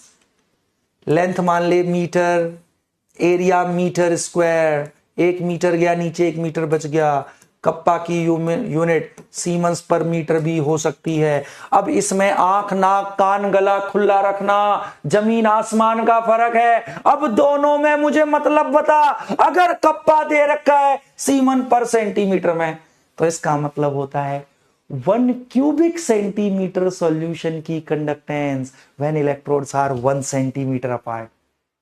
1 क्यूबिक सेंटीमीटर सॉल्यूशन की conductance when electrodes are 1 centimetre apart. अगर कप्पा सीमेंस पर मीटर में दिया है तो इसका मतलब 1 मीटर क्यूब सॉल्यूशन की कंडक्टेंस, 1 मीटर क्यूब सॉल्यूशन की conductance when electrodes are 1 metre apart. Sir जमीन आसमान का फर्क है, ये 1 क्यूबिक सेंटीमीटर सॉल्यूशन की कंडक्टेंस दिखाता है when electrode are 1 centimetre apart. अगर कप्पा सीमेंस पर मीटर में दिया है तो ये 1 मीटर क्यूब सॉल्यूशन की कंडक्टेंस दिखाता है व्हेन इलेक्ट्रोड। 1 मीटर क्यूब तो कितना बड़ा है यार, 1 मीटर क्यूब में 1000 लीटर होते हैं, तो ये 1 मीटर क्यूब सॉल्यूशन की कंडक्टेंस दिखा रहा है when electrodes are 1 metre apart. तो इन दोनों में आपस में इंटर कन्वर्जन आना चाहिए, बहुत इंपॉर्टेंट है बेटा। इन्हीं यूनिट्स में बच्चा गलती करता है, तेरे को नहीं करनी, तू मेरा दमदार है रे। हाँ सुनना, वैसे तेरे को पता है 1 मीटर 100 सेंटीमीटर, बट यहां उल्टा है, पर है, तो रिलेशन समझियो, 1 सीमन पर सेंटीमीटर होता है 100 सीमन पर मीटर। ये रिलेशन तेरी आत्मा में समा जाना चाहिए आदि अनादि काल के लिए। वैसे सुन, यहां तो देख सीमन तो कट गया, वैसे होता है 1 मीटर 100 सेंटीमीटर, बट यहां पर है, पर तो उल्टा हो गया, 1 siemens per centimetre always equal to 100 siemens per metre. बोल बोल बोल। अरे वैसे देख सीमन तो कट गया, 1 मीटर होता है 100 सेंटीमीटर, बट यहां पर है तो उल्टा कर दे, 1 सीमन पर सेंटीमीटर होता है 100 सीमन पर मीटर। तो ये इंटर कन्वर्जन आनी चाहिए। और झूठ ना बोलो, यहां तक अगर समझ में आ गया, यूनिट का भी पंगा क्लियर हो गया, इसका फिजिकल मतलब भी समझ में आ गया, तो इसका specific conductivity of an electrolytic solution is total conductance offered by unit volume of an electrolytic solution when electrodes are unit distance apart। हाँ, फौजिया जी मुझसे पूछ रही हैं, सर आप घड़े का पानी पीते हो क्या? हाँ मेरे बेटा, मैं फ्रिज का पानी नहीं पीता, मैं घड़े का पानी पीता हूं। अरे गधे का पानी नहीं घड़े का पानी, घड़ा होता है ना मिट्टी वाला वो कह रहा है गधे का पानी नहीं, गधे का नहीं, घड़े का पानी पीता हूं। फ्रिज का नहीं पीना चाहिए बेटा, क्योंकि हमारा तो गले का काम है ना बेटा, गले का, तो इसलिए फ्रिज का पानी पीने से गला खराब और बीमार भी करता है। फ्रिज का पानी नहीं पीना चाहिए। मैं समझ रहा हूं तुम्हें आवाज आती होगी, घड़ा खुल देगी बिल्कुल टेंशन मत ले। अब इसके ऊपर कैसे कैसे क्वेश्चन आते हैं, अब करते हैं भर भर के न्यूमेरिकल, तेरे को मजा सा आ जाएगा। ठीक है, करा दूं मैं बिल्कुल परफेक्ट, एक एक चीज बिल्कुल आत्मा में समा गई। हाँ, अब आ जाओ इस पर कैसे कैसे न्यूमेरिकल आते हैं मेरा बच्चा करेगा। ठीक है, अब कर सकते हो। अब इसका न्यूमेरिकल पार्ट शुरू। इस क्वेश्चन को करने वाला बच्चा जा रहा है मेरे बेटा, कहां भेजें हम उसको भेज देते हैं एम्स। कहां? चलो गुवाहाटी भेज देते हैं। चलो चलें गुवाहाटी, बहुत दिन हो गए नॉर्थ ईस्ट में गए। मुझे बताओ तुम में से मेघालय मिजोरम का कौन कौन बच्चा है? हाँ देखो तुम्हारी क्लास में, समझ रहे हो तुम, पूरे देश के कोने कोने से बच्चा पढ़ता है, हर जगह से बच्चा। हाँ चलो अब सब लोग बहुत बहुत ध्यान से देखेंगे। क्वेश्चन ये है, मैं कह रहा हूं calculate specific conductivity of a 0.1 molar KCl solution having resistance. बिल्कुल बेसिक क्वेश्चन ये आया हुआ है मेरे बेटा। Having resistance 100 ohm and length of cell is 1 metre and area of cross section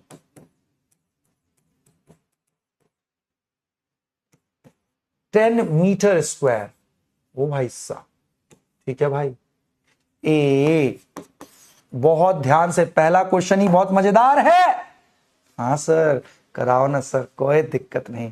10⁻⁻4 siemens per centimetre. B 10⁻⁻5 siemens per centimetre. C 10⁻⁻3 siemens per centimetre. और D है उपरोक्त में से कोई नहीं। चलो, करना चाहोगे या मैं कराऊं? बताओ, आप करोगे या मैं कराऊं? Come on, promote डायमरी। हाँ, कम ऑन मेरे बेटा।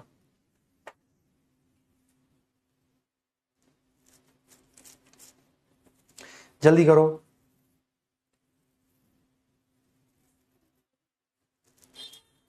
वैशाली जी पूछ रही हैं, सर टोटल बच्चे कितने हैं इस बैच में? मेरी बेटा, आपको नहीं पता? 13.5 करोड़ बच्चे हैं मेरे बेटा इस बैच में। 13.5 करोड़ बच्चे। हाँ, अरे ये अटक क्यों गया मैं? अच्छा, मैं देख रहा था। ओके, चलो करो, इसको कर सकते हैं बहुत आसान से, ठीक है ना? तो अब ध्यान से देखना मेरे बेटा, सुनो कैसे करना है। चलो, अब कर लिया होगा कईयों ने, ठीक है? दे दूं पोल? रेडी? लो पोल। अब क्वेश्चन देखना मेरे बेटा, ये कह रहा है कैलकुलेट स्पेसिफिक कंडक्टिविटी, कप्पा निकालना है सीमेंस पर सेंटीमीटर में of 0.1 molar KCl solution having resist. Specific conductivity का मतलब क्या होता है? Unit volume. अच्छा, सीमेंस पर सेंटीमीटर में मतलब 1 क्यूबिक सेंटीमीटर सॉल्यूशन की कंडक्टेंस कितनी होगी इस सॉल्यूशन की? यूनिट वॉल्यूम मतलब 1 क्यूबिक सेंटीमीटर की व्हेन इलेक्ट्रोड आर 1 सेंटीमीटर। तो इसमें निकालना है। तो कप्पा का तो एक ही फॉर्मूला पता है, Cl/C। तो कुछ नहीं है, ये तो रेजिस्टेंस का उल्टा ही कंडक्टेंस कहलाता है। रेजिस्टेंस दे रखा है भाई, तो ले सुन, घबरा मत। रेजिस्टेंस है 100 ओम, देख दिया हुआ है। लेंथ दे रखी है 1 मीटर। Area 10 metre square. ओ हो 10 मीटर स्क्वायर। लेंथ मीटर में, एरिया मीटर स्क्वायर में, तो कप्पा सीमेंस पर मीटर में आया होगा रे। कप्पा सीमेंस पर मीटर में आया होगा। हाँ, क्योंकि लेंथ मीटर में, एरिया मीटर स्क्वायर में, तो कप्पा सीमेंस पर मीटर में आएगा। पर तेरे को सीमेंस पर सेंटीमीटर में, ये गलतियां करता था तू। तुझे फॉर्मूला आता था फिर भी आंसर गलत दिखता था तेरे को, क्योंकि तूने यहां निकाल दिया। तूने बोला ओ सर जी ये तो 1/1000 है, बट तू ये भूल गया था यूनिट क्या है, सीमेंस पर मीटर है यहाँ। क्यों? क्योंकि लेंथ मीटर में लिया, एरिया मीटर स्क्वायर। तो तू क्या करता ना, 10⁻³ है नीचे में, ऊपर में आके तू क्या करता ना, आंख बंद करके तू अब यूनिट पे ध्यान ही नहीं देता था पहले, तू सीधा आंसर बोल देता था सी है। चल पगलू, सी नहीं है, ये सीमन पर मीटर में आया है, क्योंकि लेंथ तूने मीटर में लिया, एरिया मीटर स्क्वायर में। तुझे आंसर निकालना है सीमन पर सेंटीमीटर में। तो कैसे निकालेंगे सर? सीमन पर मीटर को कैसे कन्वर्ट करते हैं सीमन पर सेंटीमीटर में? मैं बता चुका हूं रिलेशन। उल्टा होता है 1 siemens per centimetre 100 siemens per metre होता है। 1 सीमन पर सेंटीमीटर बड़ा है रे, सीमन पर सेंटीमीटर बड़ा है, तो सीमन पर मीटर को कभी भी सीमन पर सेंटीमीटर में कन्वर्ट करना है ना, तो उसको 100 से डिवाइड कर दे।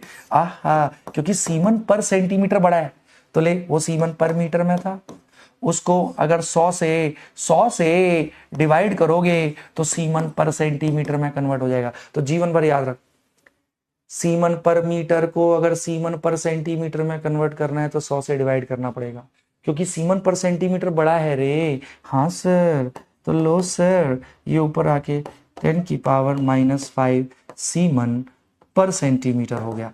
10⁻³ सीमन पर मीटर था, तो ले आंसर मस्ट बी बी। और झूठ ना बोल, यही यूनिट की गलती करता था, मुझे पता था। देख देख देख देख, तू खुद देख, क्यों तुम ऐसी गलती क्यों कर रहे हो? अब तो मैंने सब सिखा दिया ना पगले।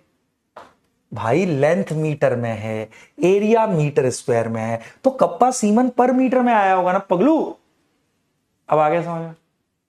अच्छा झूठ ना बोलो, देख फॉर्मूला पता होते हुए तुम ये सब गलतियां करते थे। क्यों करते थे? तुम्हें पहले कभी नहीं बताया गया कि चीजें, ये मेरे पगले, अगर तू या लेंथ मीटर में ले रहा है, एरिया मीटर स्क्वायर में, 1 मीटर से मीटर गया तो नीचे मीटर रहेगा ना, तो सीमेंस पर मीटर में आएगा ना। हाँ, निकालना है सीमन पर सेंटीमीटर में, तो कभी भी सीमन पर मीटर को सीमन पर सेंटीमीटर में कन्वर्ट करना है तो 100 से डिवाइड कर दे पगलू। बहुत बढ़िया। अगला क्वेश्चन देखेंगे, ठीक है। अगला क्वेश्चन जो बच्चा करेगा मेरा दमदार बच्चा कहलाएगा, ठीक है। चलो अब मैं अगला क्वेश्चन पूछ रहा हूं, ये सबका सही आना चाहिए, नहीं सही आया ना तो मैंने टांगे तोड़ देनी है, ठीक है सर। कैलकुलेट स्पेसिफिक या फिर specific conductivity, calculate cell constant of an electrolytic cell, okay, calculate cell constant of an electrolytic cell having resistance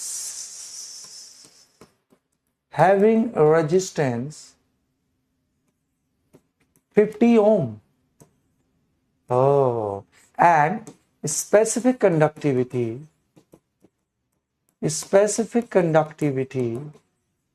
हाँ 20 सीमन पर सेंटीमीटर। ओके, जल्दी से बताना है और झूठ ना बोलियो मुझसे तू। हाँ सर पूछ लो ना sir. 100 siemens per metre, B 1 semen. ओ सेल कांस्टेंट निकालना है तो उसकी यूनिट तो पर मीटर होगी, मतलब हाँ L/A, तो पर मीटर में पूछा है सेल कांस्टेंट। ओहो पर मीटर में पूछा है, दिमाग लगाइयो अच्छे से। कम ऑन,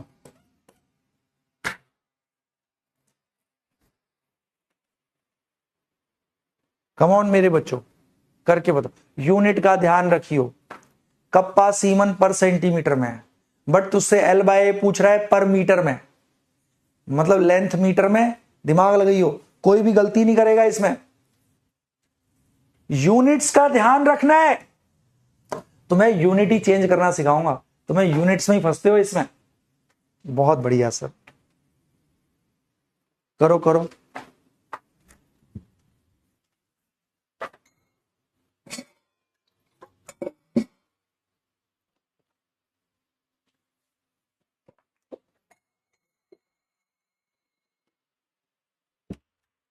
पोल दे दूं मैं? चलो मैं पोल दे रहा हूं, ईमानदारी से करियो मेरे बेटा, ठीक है।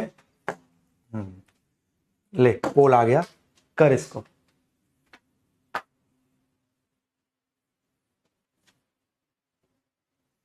डॉक्टर घोस्ट, रोहित कुशवाहा, रिया पाल, रोहित भारद्वाज, सोमल रावत। चलो मैं कराता हूं, दिल थाम के बैठना मेरे बेटा। सुनो कैसे करना है भाई। आपको पता है कप्पा होता है CL/C, मतलब 1/R। बिल्कुल सर, कप्पा सीमंस पर सेंटीमीटर में है, ठीक है। कप्पा सीमंस पर सेंटीमीटर में है। ओके सर, अब सुनता जा। अब तुझे ये, अगर तू देख, इसका तो यूनिट हो गया सीमंस। अगर तू यहां कप्पा सीमन पर सेंटीमीटर में, तो ये पर सेंटीमीटर में आएगा, तो पहले इसको सीमन पर मीटर में कन्वर्ट करना, तभी तो L/A पर मीटर में आएगा। हाँ सर हाँ, तो ये है, आपको पता है 1 सीमन पर सेंटीमीटर होता है 100 siemens per metre. Semen per centimetre बड़ा है, तो इसको सीमन पर मीटर में अगर कन्वर्ट करेंगे, सीमन पर मीटर में, तो 100 से गुणा करना पड़ेगा। हाँ, तो 20 सीमन पर सेंटीमीटर, इसको 100 से गुणा करना पड़ेगा क्योंकि सीमन पर सेंटीमीटर बड़ा है। हाँ, तो 100 से गुणा करेंगे तो ले इतना सीमन पर मीटर हो गया।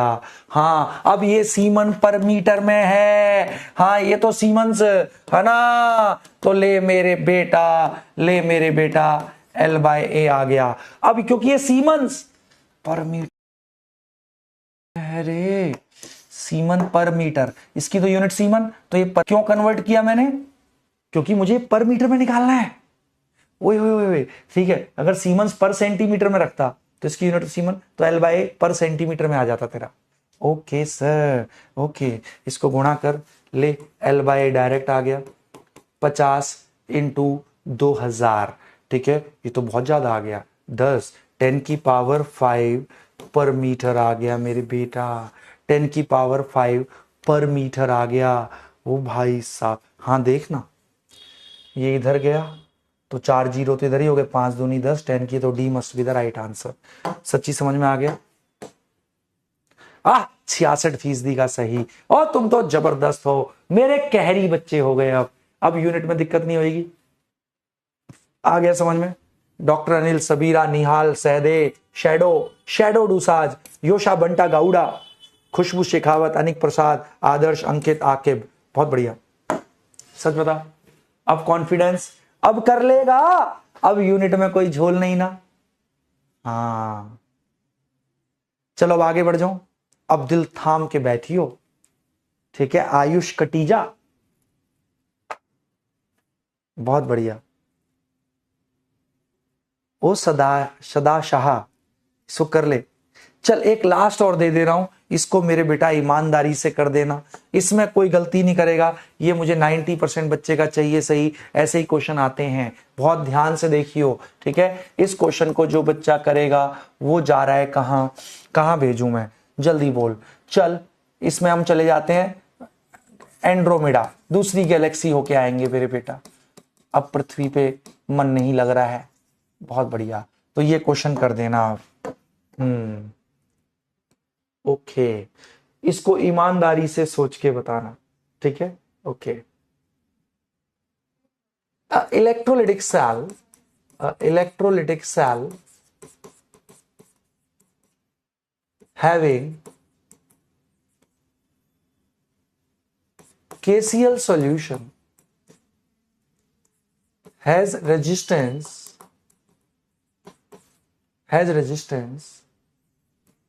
20 ohm and conductivity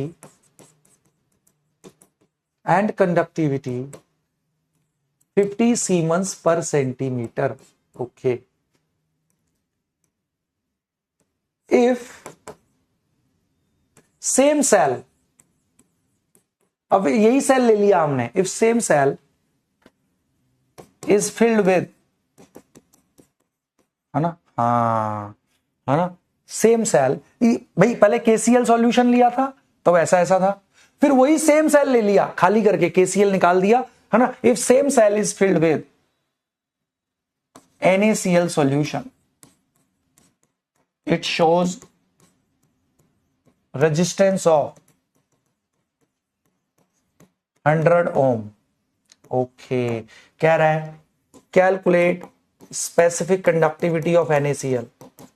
ओके, कर कर आया हुआ क्वेश्चन है बेटा, ये जेई मेन का क्वेश्चन है, specific conductivity of NaCl solution. Come on, कर सकता है, मुश्किल नहीं है, आया हुआ क्वेश्चन है। अरे हाँ सर, हाँ, ओ बहुत बढ़िया, बिल्कुल सर, बिल्कुल बिल्कुल बिल्कुल, ठीक है ना? कर लेगा ना? कर लेगा, ओ बहुत बढ़िया, शाबाश। ओके ओके, 10 सीमन्स पर centimeter, 1 siemens per centimetre, 100 siemens per centimetre. तो यहां यूनिट का कोई झोल ही नहीं लग रहा अपन को, क्यों सर? हाँ नहीं लग रहा है यूनिट का कोई झोल, हाँ यूनिट का कोई झोल नहीं लग रहा, क्यों? क्योंकि यहां भी सीमन पर सेंटीमीटर में है, यहां भी सीमन पर सेंटीमीटर में ही पूछ रहा है। बहुत बढ़िया, अब करके बता मेरे बेटा, है ना? करने के लिए मैं दे रहा हूं 1 मिनट, कम ऑन, बिना चटियाए करना है, सबको करना है, आया हुआ क्वेश्चन है, जल्दी कर, मुश्किल कुछ नहीं होता मेरे बेटा इस दुनिया में, करो, समय दे रहा हूं मैं। आज हम रात के 2:30 बजे तक पढ़ेंगे मेरे बेटा, ठीक है मेरे शेरों?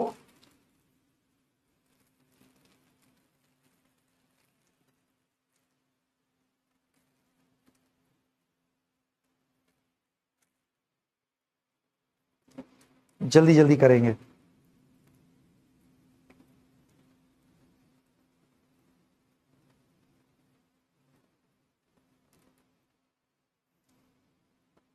मैं चुप हो जा रहा हूं 30 सेकंड के लिए, ठीक है? करो इसको।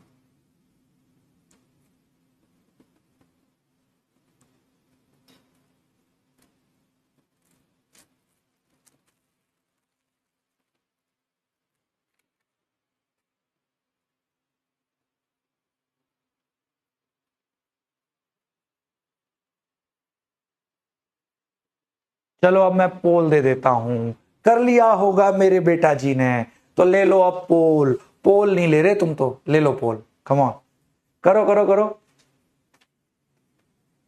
कर लो रे। अब तुम्हें यूनिट के पंगे बिल्कुल परफेक्ट हो गए, अब यूनिट में नहीं फंसते तुम भाई।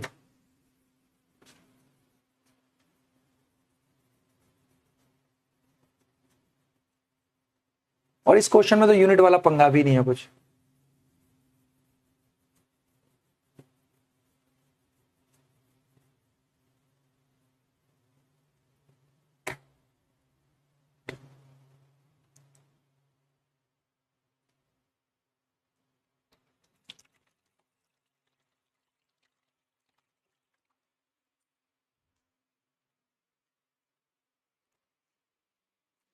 चलो मैं कराता हूं, मेरे बच्चे दिल थाम के बैठेंगे। अब सबने कर लिया होगा, अब मेरे को इस क्वेश्चन को कराने दो। ठीक है सर, अब सुनो। कह रहा है electrolytic cell having KCl solution has resistance इतना एंड कंडक्टिविटी इतना। तो भाई पहले केसीएल सॉल्यूशन के लिए आ जा। ठीक है भाई, इसकी कप्पा दे रखा है, आपको पता है कप्पा होता है 1/R/L।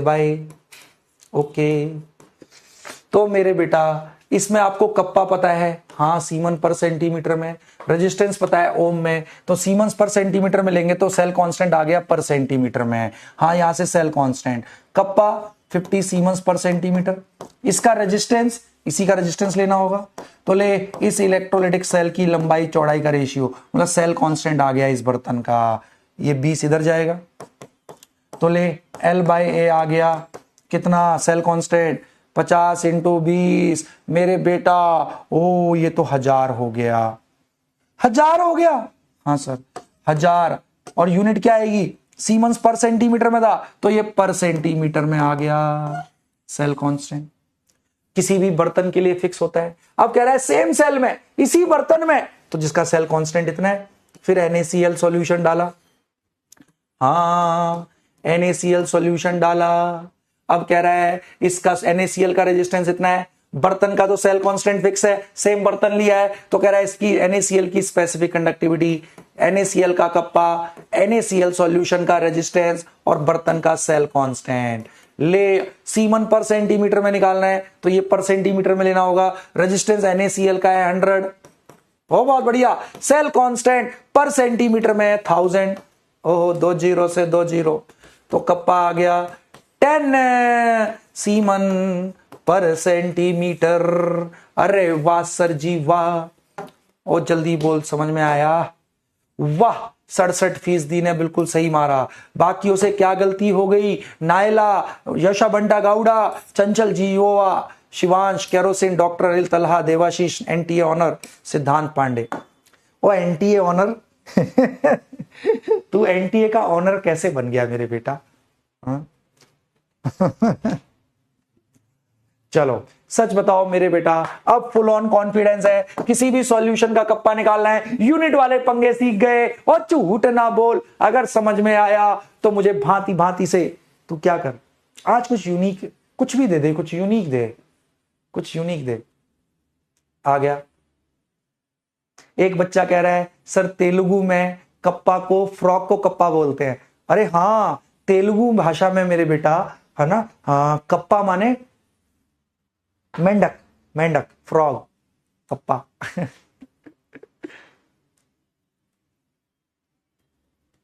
बहुत बढ़िया और जबरदस्त मेरे शेरों। बोलो full on confidence, specific conductivity, unit सब आ गया करना। सीमन्स पर मीटर को सीमन्स पर सेंटीमीटर में कन्वर्ट करना होता है अगर अगर तो 100 से डिवाइड करते हैं। शाबाश मेरे बेटा, वाह मेरे बच्चों ने बौछार कर दी है, दिल खुश कर देता मेरा बेटा, है ना। अब आ जाओ, अब मैं कराने जा रहा हूं अब और अभी और करेंगे, कप्पा कप्पा खत्म नहीं हुआ। आ जाओ, मोलर कंडक्टिविटी क्या होता है, बहुत मजा आएगा इसके क्वेश्चन करने में। अभी तक तुम इसके फॉर्मूले रटते थे, अरे मत रटो, मेरे होते हुए कुछ रटने की जरूरत नहीं है मेरे बेटा। मैं बिल्कुल रटने में विश्वास रखता ही नहीं मेरे बच्चे। मोलर कंडक्टिविटी शुरू करते हैं, दिल थाम के बैठना। शुरू करें मोलर कंडक्टिविटी, और बहुत बढ़िया। चलो शुरू किया जाए, सब लोग दिल थाम के बैठना, शुरू करें। Are you guys ready? बहुत बढ़िया। अब लिखना बंद। अरे बस 5 मिनट से भेजे ही जा रहे हो कुछ ना कुछ यूनिक। कितने हो यार तुम ऐसे? अभी 13.5 करोड़ हो गए सच में ही। तो चलो भाई, तो शुरू करते हैं। मोलर कंडक्टिविटी का क्या मतलब है? चैट बंद, 10 मिनट दो, तुम मुझे 10 मिनट दो, मैं तुम्हें मोलर कंडक्टिविटी दूंगा, ठीक है? ओके सर, शुरू करते हैं। क्या होता है सर मोलर कंडक्टिविटी? कहां देख रहा है, कहां ध्यान है तेरा? भूख पे ध्यान मत दे, भूख तो मुझे भी बहुत तेज लगी हुई है, पर देख मैं कहीं ध्यान नहीं दे रहा ना। हाँ इधर आ जा, पूरा फोकस मेरी बातों पे कर दे, ठीक है ना? सुनाओ, बच्चे के मन में क्वेश्चन उठ रहा है, सर क्या होती है मोलर कंडक्टिविटी, बताओ ना सर। तो सुन, नाम से ही पता लग रहा है, मोलर, 1 मोल। किसी भी इलेक्ट्रोलाइट का 1 मोल, मतलब 1 मोल इलेक्ट्रोलाइट टोटल कितनी कंडक्टेंस देगा? अब बट तेरे को पता है कंडक्टेंस तो डिस्टेंस बिटवीन इलेक्ट्रोड पे डिपेंड करती है। हाँ सर, भाई रेजिस्टेंस डिपेंड कर रही है तो कंडक्टेंस भी डिपेंड करेगी, रेजिस्टेंस का उल्टा ही तो कंडक्टेंस है। हाँ, तो हम मोलर कंडक्टिविटी, अब मान ले 1 मोल इलेक्ट्रोलाइट ले लिया मैंने इसमें, तो ये 1 मोल इलेक्ट्रोलाइट के आयंस जितनी टोटल कंडक्टेंस देंगे when electrodes are unit distance apart, ये लेंथ फिक्स रखनी पड़ेगी, नहीं तो सेम नंबर ऑफ आयंस, अगर लेंथ अलग करेगा तो अलग रेजिस्टेंस, तो सेम नंबर ऑफ आयंस की कंडक्टेंस अलग हो जाएगी। तो हमें फिक्स करना पड़ता है कि molar conductivity of an electrolytic solution is equal to total conductance offered by 1 mole of an electrolyte when electrodes are unit distance apart. देख, स्पेसिफिक कंडक्टिविटी में भी इलेक्ट्रोड को यूनिट डिस्टेंस अपार्ट रखा था, मोलर कंडक्टिविटी भी होती है 1 mole electrolyte, उससे मतलब नहीं है कितने वॉल्यूम में, जैसे स्पेसिफिक कंडक्टिविटी होती है यूनिट वॉल्यूम सॉल्यूशन की conductance when electrodes are unit distance apart. Same way molar conductivity होती है 1 मोल इलेक्ट्रोलाइट की total conductance when electrodes are unit distance apart. Oh, उससे मतलब नहीं है 1 मोल इलेक्ट्रोलाइट कितने वॉल्यूम में। अले अले अले, समझ में आ गया, नाम से ही पता लग रहा है। बट समझ में आया यूनिट डिस्टेंस क्यों रखना पड़ रहा है? क्योंकि सेम नंबर ऑफ आयन की रेजिस्टेंस अलग अलग आएगी अगर डिस्टेंस बिटवीन इलेक्ट्रोड अलग अलग है, तो हम ये डिस्टेंस फिक्स कर देते हैं जिससे एक फिक्स कंडक्टेंस आएगी 1 मोल इलेक्ट्रोड। ओए होए होए होए, बोल समझ में आया, नाम से ही पता लग रहा है। Molar conductivity of an electrolytic solution is equal to total conductance offered by 1 mole of an electrolyte when electrodes are unit distance apart. वाह, इसी को अंग्रेजी में लिख लेते हैं। अच्छा, अंग्रेजी में तो बोला है। वाह सर वाह, ये तो नाम से ही पता लग रहा है। It is total conductance offered bye, it is total conductance offered by 1 mole of an electrolyte, 1 mole of an electrolyte when electrodes are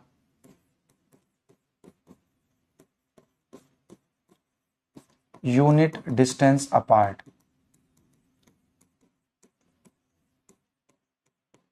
when electrodes are unit distance apart. बोल समझ में आ गया? समझ में आ गया तो मुझे जल्दी से मुस्कुरा के दिखा दे। Come on come on come on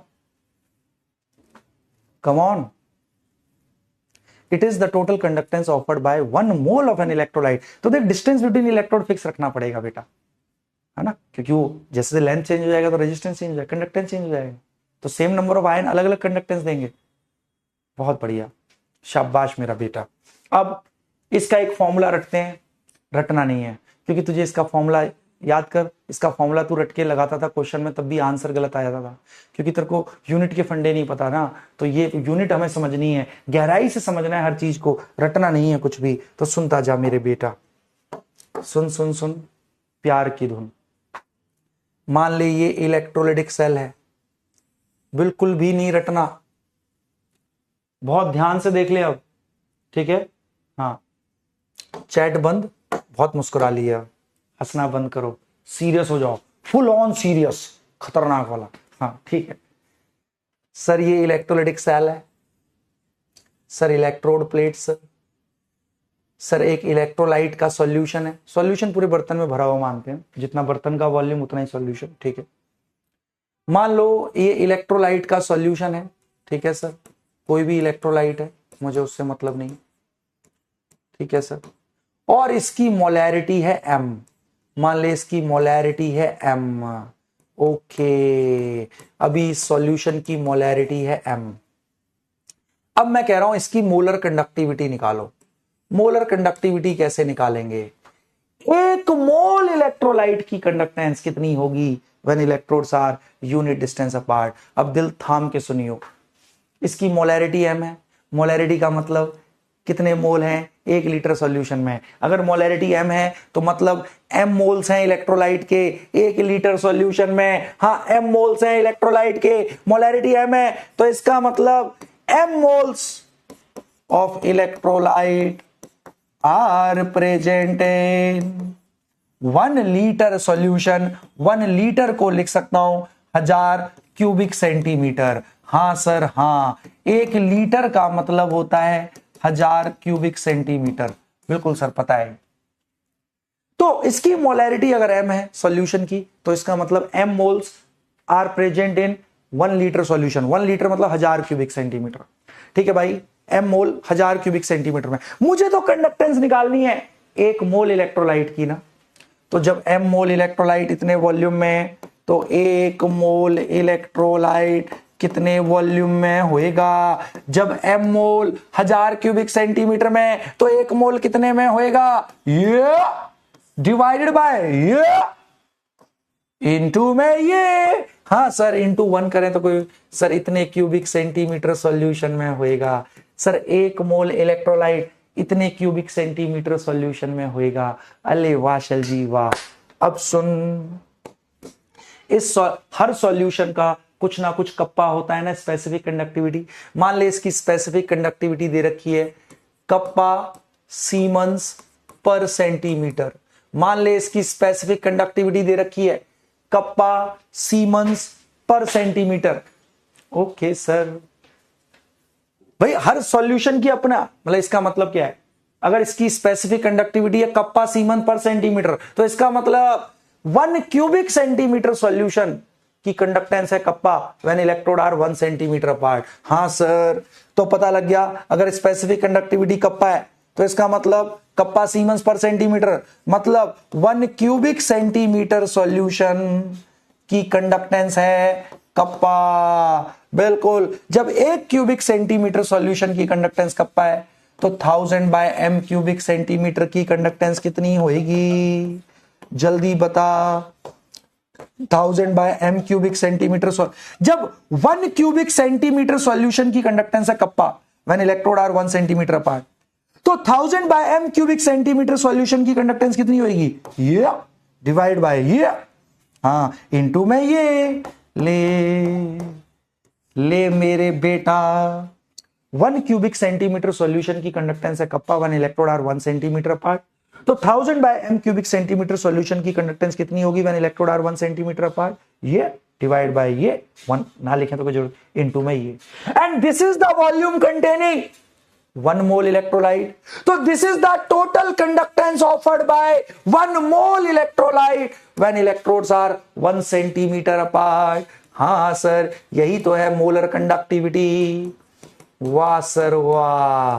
बस इस फॉर्मूले में एक चीज अपनी आत्मा में समा ले रे छोटे, इस फॉर्मूले में kappa has to be in siemens per centimetre में होना चाहिए। कप्पा समझ, अगर कप्पा सीमेंस पर सेंटीमीटर में था तभी उसका मतलब होता है 1 क्यूबिक सेंटीमीटर सॉल्यूशन की कंडक्टेंस कप्पा है when electrode are 1 centimetre apart. जब 1 क्यूबिक सेंटीमीटर सॉल्यूशन की कंडक्टेंस कप्पा है तो 1000/m क्यूबिक सेंटीमीटर सॉल्यूशन की कंडक्टेंस कितनी होगी? Kappa into 1000/m, and this is the volume containing 1 mole electrolyte. तो it is the total conductance offered by 1 mole electrolyte when electrodes are unit distance apart. बस इस फॉर्मूले में याद रखना है, kappa has to be in siemens per centimetre.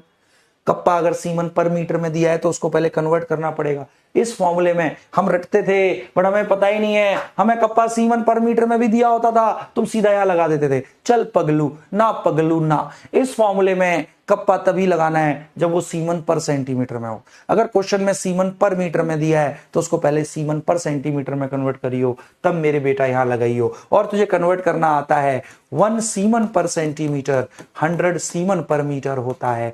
जब भी सीमन पर मीटर को सीमन पर सेंटीमीटर में कन्वर्ट करना है, क्योंकि बड़ा है तो 100 से डिवाइड कर देंगे। ओ बहुत बढ़िया। चले, मोलर कंडक्टिविटी का फॉर्मूला आ गया kappa into 1000/m। Molar conductivity का फॉर्मूला आ गया कप्पा इंटू 1000/m। जल्दी बोल, ये समझ में आ गया? आज के बाद मोलर कंडक्टिविटी किसी को भी भिगा भिगा के मारेगा मेरा बेटा, और झूठ ना बोल मेरे छोटू। अगर समझ में आ गया तो मेरे बेटा यस यस यस लिख दे। श्रीकांत कोंगारा कह रहा है DV bro, big fan from Andhra. Very good Srikanth Kongara, I love you too man. बहुत बढ़िया। तो मेरे बच्चों को बहुत अच्छे से आ गया। ए लाइकन, शाबाश मेरे बेटा।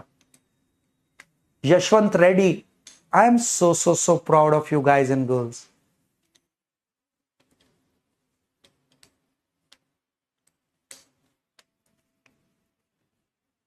ग्रेट मेरे बेटा, ग्रेट। कितने अच्छे हो यार तुम, कितने। आज पहली बार हमें मतलब समझ में आया इस फॉर्मूले का। This is the volume containing 1 mole electrolyte. ये होता है 1 क्यूबिक सेंटीमीटर सॉल्यूशन की कंडक्टेंस। बट 1 क्यूबिक सेंटीमीटर की तब होता है जब कप्पा सीमन पर सेंटीमीटर में हो। अगर कप्पा सीमन पर मीटर में होता है तो 1 मीटर क्यूब सॉल्यूशन की कंडक्टेंस दिखाता है। ओहो बहुत बढ़िया, शाबाश मेरे बेटा। ठीक है, अब ठीक है सर, ये समझ में आ गया। अब इसकी यूनिट्स का झोल होता है, सब लोग दिल थाम के बैठेंगे मेरे बेटा। ठीक है, अब सुनो, अब unit of molar conductivity, unit of molar conductivity.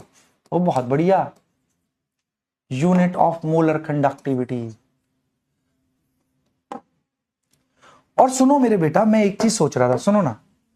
आज शाम में एक रिकॉर्डेड क्लास दे दूं मैं, आज शाम में या कल।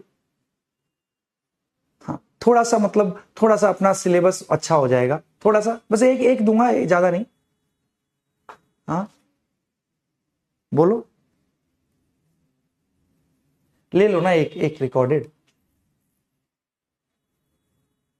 पूरा परफेक्ट सेम समझ में आता है यार, ऐसा थोड़ी रिकॉर्डेड में नहीं आता। एक रिकॉर्डेड बस। हाँ बहुत बढ़िया।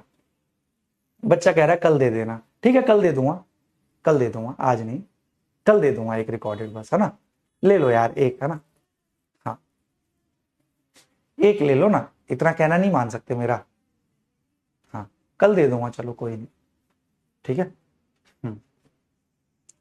चलो अब सब लोग दिल थाम के बैठना मेरे बेटा, ठीक है। अब सुने, यूनिट ऑफ मोलर कंडक्टिविटी। बेटा मोलर कंडक्टिविटी का फॉर्मूला देखो, रटने की जरूरत नहीं है, कप्पा इंटू 1000/m। हाँ सर हाँ। और इस फॉर्मूले में तो अपन को where kappa is the specific conductivity, वो क्वेश्चन में दिया होता है, m is the molarity of electrolytic solution. बिल्कुल, इस फॉर्मूले में ध्यान रखना कप्पा सीमेंस पर सेंटीमीटर में ही होता है। हाँ सर हाँ। तो ले, यूनिट आ गई, this is siemens per centimetre. 1000 की कोई यूनिट नहीं, नंबर की तो कोई यूनिट नहीं, मोलैरिटी की यूनिट, मोल पर यूनिट वॉल्यूम, मोल पर यूनिट वॉल्यूम। वॉल्यूम यहां क्यूबिक सेंटीमीटर में ले रहे हैं। हाँ सर हाँ, बिल्कुल सर हाँ, मान ले क्यूबिक सेंटीमीटर में, बिल्कुल। तो ले, molar conductivity semen per centimetre, ये क्यूब पलटी मार के ऊपर आ गया। हाँ नीचे में मोल है रे। तो ले, 3 में से 1 गया 2, ले यूनिट आ गई सीमंस सेंटीमीटर स्क्वायर, और नीचे में मोल था, ऊपर आके पर मोल। ले मेरे बेटा, इस फॉर्मूले से तू जब भी मोलर कंडक्टिविटी निकालेगा वो सीमेंस सेंटीमीटर स्क्वायर पर मोल में ही आएगी, सीमेंस सेंटीमीटर स्क्वायर पर मोल में ही आएगी बेटा। इस फॉर्मूले से तू जब भी निकालेगा molar conductivity siemens centimetre square पर मोल में ही आएगी हमेशा। बहुत बढ़िया, बहुत बढ़िया। ठीक है, अब सब लोग दिल थाम के बैठेंगे, ठीक है। बट इसकी एक और यूनिट होती है, अनदर यूनिट, हाँ एसआई यूनिट जिसको बोलेंगे, क्योंकि मीटर होता है उसमें। तो फिर वो हो जाती है सीमेंस मीटर स्क्वायर पर मोल, मतलब वॉल्यूम मीटर क्यूब में भी तो ले सकते हैं ना। हाँ, तो इस फॉर्मूले से तो हमेशा सीमेंस सेंटीमीटर स्क्वायर पर मोल में आएगी। इस फॉर्मूले में कप्पा सीमेंस पर सेंटीमीटर में ही लगाना है। ओके, और मेरे बेटा तो सर इसमें और इसमें रिलेशन क्या है, खुद सोच। सीमन सीमन कट गया, पर मोल, तो ये तो मीटर स्क्वायर और सेंटीमीटर स्क्वायर का रिलेशन आएगा। तो 1 सीमंस मीटर स्क्वायर पर मोल होता है 10 की पावर 4 सीमंस। देख बहुत आसान है यार, रटने की जरूरत ही नहीं है। सुन कैसे, सीमन से सीमन गया, पर मोल से पर मोल। 1 मीटर होता है 100 सेंटीमीटर, तो स्क्वायर कर दे 1 मीटर स्क्वायर, दोनों तरफ स्क्वायर कर दिया। अरे हाँ सर, वही तो है सर, वही तो है सर, बिल्कुल सर। बट ध्यान रखियो, इस तुझे यही फॉर्मूला मोलर कंडक्टिविटी का लगाना होता है। इस फॉर्मूले में कप्पा सीमेंस पर सेंटीमीटर में लेना है, और इससे जो भी आंसर आएगा सीमेंस सेंटीमीटर स्क्वायर पर मोल में आता है इस फॉर्मूले से। अगर कभी आंसर सीमेंस मीटर स्क्वायर पर मोल में पूछा हो तो कन्वर्ट कर लियो, इस फॉर्मूले से तो इसी में आएगा मेरे बेटा। आहा, अब कुछ क्वेश्चन करते हैं, आजा मेरे साथ, कुछ फोड़ू फोड़ू क्वेश्चन करते हैं। ठीक है लक्ष्य मिश्रा, करें। देवाशीष विश्वास, करें मेरे बेटा। बहुत बहुत ध्यान से देखना। चलो, अब मोलर कंडक्टिविटी में एज ऑफ नाउ थ्योरेटिकली आपको इससे ज्यादा कुछ नहीं जानना है, ठीक है। तो अभी तुम्हारे पास कुछ मेन फॉर्मूले हैं। किसी भी सॉल्यूशन का कप्पा निकालना है तो Cl बाय कंडक्टेंस कुछ नहीं है, रेजिस्टेंस का उल्टा है। बहुत बढ़िया। मोलर कंडक्टिविटी किसी भी सॉल्यूशन की निकालनी है, kappa into 1000 by M, conductance में इसके अलावा कुछ नहीं। इस फॉर्मूले में ध्यान रखियो कप्पा सीमेंस पर सेंटीमीटर में लिखना है। इस फॉर्मूले से जब भी मोलर कंडक्टिविटी आएगी वो सीमेंस सेंटीमीटर स्क्वायर पर मोल में आएगी। अगर सीमन पर मीटर में कप्पा दिया हो तो कन्वर्ट करना आता है 1 siemens per centimetre, 100 siemens per metre. Okay sir, और 1 सीमन मीटर स्क्वायर पर मोल, ये मोलर कंडक्टिविटी की यूनिट 10 की पावर 4 सीमंस। अले वाह, मतलब कभी कभी आंसर इसमें या इसमें दे देता है तो कन्वर्ट कर ले। बिल्कुल सर, मोलर कंडक्टिविटी के जितने भी न्यूमेरिकल हैं वो इसमें समाप्त हो जाते हैं। चल अब क्वेश्चन कराऊं, आजा मजे लेते हैं, थोड़े थोड़े मजे लेते हैं। मेरे बच्चों को यहां तक आ चुका है। हाँ सर कराओ ना, खूब करा दो सर। सर जितना करा सकते हो ना उतना करा दो सर। चलो ठीक है, तूने मुझे चैलेंज किया है, अब मैं एक क्वेश्चन दूंगा जो तुझे स्वर्ग की अनुभूति देगा। एम्स हेवन का क्वेश्चन करेंगे अपन। आया हुआ क्वेश्चन है प्रीवियस ईयर, डाटा बस अपने मन से दूंगा, क्वेश्चन सेम है। सुन सुन सुन प्यार की धुन। नहीं मेरे बेटा, छुट्टी मत मांगा कर मुझसे कभी भी छुट्टी मांगेगा ना तो तुझे छुट्टी नहीं मिलेगी मेरे बेटा, ठीक है। हाँ, क्वेश्चन ये है, calculate molar conductivity of 0.01 molar NaCl solution having resistance 100 ohm and cell constant 0.1 पर सेंटीमीटर। कम ऑन, जो बच्चा करेगा मेरा सनसनाता हुआ बच्चा कहलाएगा। कम on come on come on, तुम क्यों नहीं कर रहे हो? बिल्कुल सर कर देंगे, सर कर देंगे। हाँ हाँ, 10 सीमेंस सेंटीमीटर स्क्वायर पर मोल आया हुआ क्वेश्चन है मेरे बेटा। 100 सीमेंस सेंटीमीटर स्क्वायर पर मोल, सी 1000 सीमेंस सेंटीमीटर स्क्वायर पर मोल, एंड डी उपरोक्त में से कोई नहीं। कम ऑन आए, अरे ऐसे ही क्वेश्चन आते हैं, ऐसे ही क्वेश्चन आते हैं।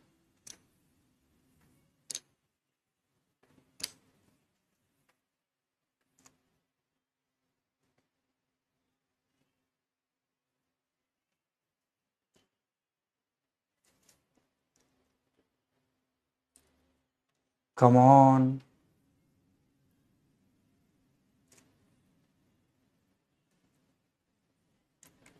कोयल साहू, हे देवाशीष विश्वास, तू यहां बातें क्यों करने लगा हुआ है मेरे बेटा? देख जसप्रीत कौर से सीख, बच्ची कितनी ईमानदारी से क्वेश्चन करके जवाब दे रही है।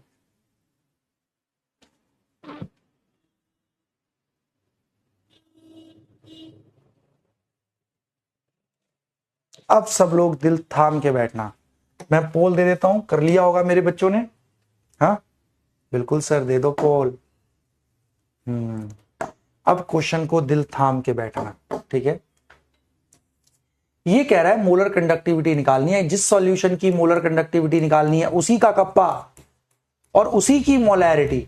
ओके, तो NaCl सॉल्यूशन है, इसकी मोलर कंडक्टिविटी निकालनी है तो इसी का कप्पा चाहिए। स्पेसिफिक कंडक्टिविटी कहीं नहीं दे रखी, नहीं दे रखी, 1000। इसकी मोलैरिटी दे रखी है 0.01। बिल्कुल सर, तो मुझे इसका NaCl सॉल्यूशन का कप्पा निकालना है। कप्पा कैसे निकालते हैं किसी भी सॉल्यूशन का? उसी सॉल्यूशन का रेजिस्टेंस, उसी का सेल कांस्टेंट। ले मेरे बेटा, रेजिस्टेंस है 100 ओम, सेल कांस्टेंट पर सेंटीमीटर में है। वाह, तो कप्पा सीमेंस पर सेंटीमीटर में ही आया। बहुत बढ़िया, तो ये था, है ना? हाँ, इसको डेसिमल को हटा तो नीचे 10, तो कप्पा आ गया 1/1000 सीमन पर सेंटीमीटर, क्योंकि L बाय सेल कांस्टेंट पर सेंटीमीटर में था। सही बात है, इसमें तो सीमन पर सेंटीमीटर में ही होना चाहिए, और है NaCl का कप्पा आ गया। बहुत बढ़िया, 1/1000 सीमन पर सेंटीमीटर, ऊपर में था 1000, नीचे में 0.01, और 1000 से 1000 गया, डेसिमल हटाया तो 100 आ गया। तो मोलर कंडक्टिविटी इस फॉर्मूले से हमेशा सीमन सेंटीमीटर स्क्वायर पर मोल आता है। ओ बहुत बढ़िया sir, 100 siemens, be must be the right answer. जबरदस्त, मेरा बच्चा सीख गया, 80% ने सही मार दिया। अरे तुम तो चैंपियन बन गए। ऐसे ही तो क्वेश्चन आते हैं। कैरोसिन, कैरोसिन, तेरा नाम कैरोसिन ही क्यों रखा तूने? ऑब्वियस है, घर पे तो नहीं रखा। पेट्रोल क्यों नहीं रखा? डीजल भी तो रख सकता था ना बेटा, CNG रख लेता, कंप्रेस्ड नेचुरल गैस। कैरोसिन ही क्यों रखा तूने? चल इसको कॉल करते हैं। रोहित भाई वीडियो कॉल ऑन कर देना यार, उसमें कैरोसिन को जरा वो कर ले। मिश्वा नाम की बच्ची है, वो सूरत से कह रही है sir, love from Surat Gujarat. Okay मेरे बेटा, बहुत बढ़िया। कैरोसिन, अनिक प्रसाद, रोहित भाई सुन रहे हैं ना आप? आज कैरोसिन को देख ही लेते हैं हम। उदयन पगारे, रोहित धनंजय भोसले, योशा बंटा गौड़ा, ठीक है। कैरोसिन, ले भाई कैरोसिन। कैरोसिन क्यों नहीं आ रहा है?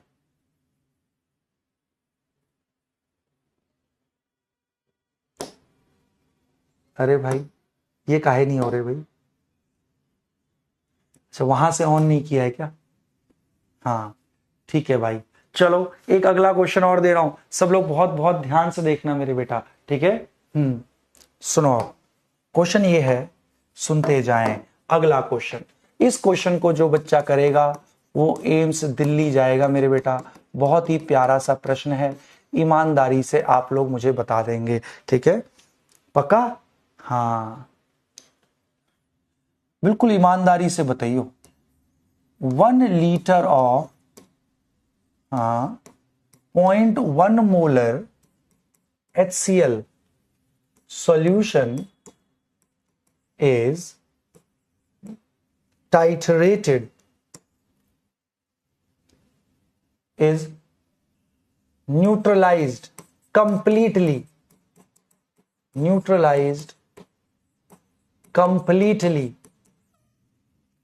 with, neutralized completely with 0.1 molar NaOH. Okay. If specific conductivity, अरे ये कुछ नहीं है, बस क्वेश्चन को है ना, हाँ, kappa of resulting solution is 1 siemens per centimeter, 1 siemens per centimeter, then calculate molar conductivity of resulting solution. मुश्किल नहीं है, मुश्किल नहीं है मेरे बेटा, बिल्कुल भी, हाँ बिल्कुल भी मुश्किल नहीं है, बिल्कुल। ए, हाँ, 2 × 10⁴ सीमन सेंटीमीटर स्क्वायर पर मोल। बी, 2 × 10⁻³ सीमन सेंटीमीटर स्क्वायर पर मोल। सी, 2 × 10⁵ सीमन्स सेंटीमीटर स्क्वायर पर मोल। एंड डी है उपरोक्त में से कोई नहीं। कम ऑन मेरे बेटा, करके बताओ।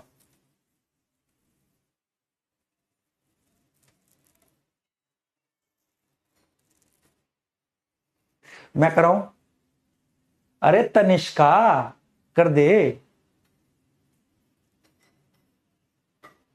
ये देखो, यहां देवाशीष विश्वास की किसी से लड़ाई हो रही है।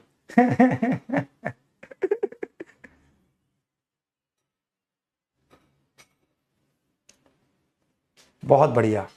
तो चलो मेरे बेटा जी, इस क्वेश्चन को आपको हम दे देते हैं होमवर्क। ईमानदारी से करना, बहुत ही आसान है, ये आपका होमवर्क है। कमेंट सेक्शन में जरूर बताना, ठीक है ना। हाँ, आज इतना ही करें, आज इतना ही करें, बोल दे पक्का। बहुत बहुत बढ़िया। तो मेरे बेटा जी ईमानदारी से बता, अब कंडक्टिविटी में फुल कॉन्फिडेंस है, फुल ऑन कॉन्फिडेंस। आज मेरे बेटा होमवर्क में आज जो डीपीपी मिला है उसमें स्पेसिफिक कंडक्टिविटी और मोलर कंडक्टिविटी के ही क्वेश्चन है करने हैं मेरे बेटा। आज तेरा होमवर्क है, तेरे को डीपीपी करना है, ठीक है, आज वाला। उसमें जो हो बढ़िया, जो ना हो समझ जाइयो, अगली क्लास में उसका कंसेप्ट होएगा, ठीक है। घबराइयो मत, जितने हो उतने कर लियो, मोलर कंडक्टिविटी और स्पेसिफिक कंडक्टिविटी के। जो हो जाए समझ ले वो हो गया है, जो ना हो समझ जाओ वो अगली क्लास में कंसेप्ट आएगा, ठीक है। तो जितने हो उतने कर लेना, ठीक है मेरे बेटा। और इसी के साथ आज की सभा, यार समय का पता ही नहीं लगता, ऐसा लगता है अभी क्लास में घुसे और अभी क्लास खत्म हो गई। चलो कोई नहीं, अच्छा है। तो चलो भाई, अब आज की क्लास को यहीं समाप्त करते हैं। तो खूब अच्छे से पढ़ो, खूब मेहनत करो, और जाते जाते देखो एक चीज बोलना चाहूंगा, बहुत इंपॉर्टेंट। जीवन में कभी भी आगे बढ़ना है ना मेरे बेटा, तो उसके लिए सबसे बड़ा जिम्मेदार इंसान खुद होता है। ध्यान रखना, तुम डॉक्टर बनोगे तो सबसे बड़ा रोल तुम्हारा अपना होगा, खुद का। नहीं बनोगे वहां भी तुम ही रिस्पॉन्सिबल होगे। तो पढ़ने के लिए ना कोई रुकावट नहीं है बेटा दुनिया में, तो खूब अच्छे से पढ़ो। वो मन में जो आग है ना, वो आग जली रहनी चाहिए कि मुझे पढ़ना है, मुझे अच्छा करना है जीवन में। कर जाओगे, विश्वास मानो तुम में है वो दम। कम थोड़ी हो तुम किसी से, तुम्हारे जैसे बच्चे ही डॉक्टर बनते हैं, ठीक है। तो खूब अच्छे से पढ़ो, खूब अच्छे से पढ़ाई को प्यार करो, तो देख अपने आप पढ़ने का मन करेगा। और केमिस्ट्री को तो खूब सारा करो, ठीक है ना। और केमिस्ट्री है भी बहुत इंटरेस्टिंग। तो भर भर के मिलते हैं मेरे बेटा, ठीक है ना। भर भर के 5 स्टार देते रहो, खूब पढ़ते रहो। मिलते हैं अगली क्लास में। Till then okay, tata, bye bye, love you all मेरे बेटा।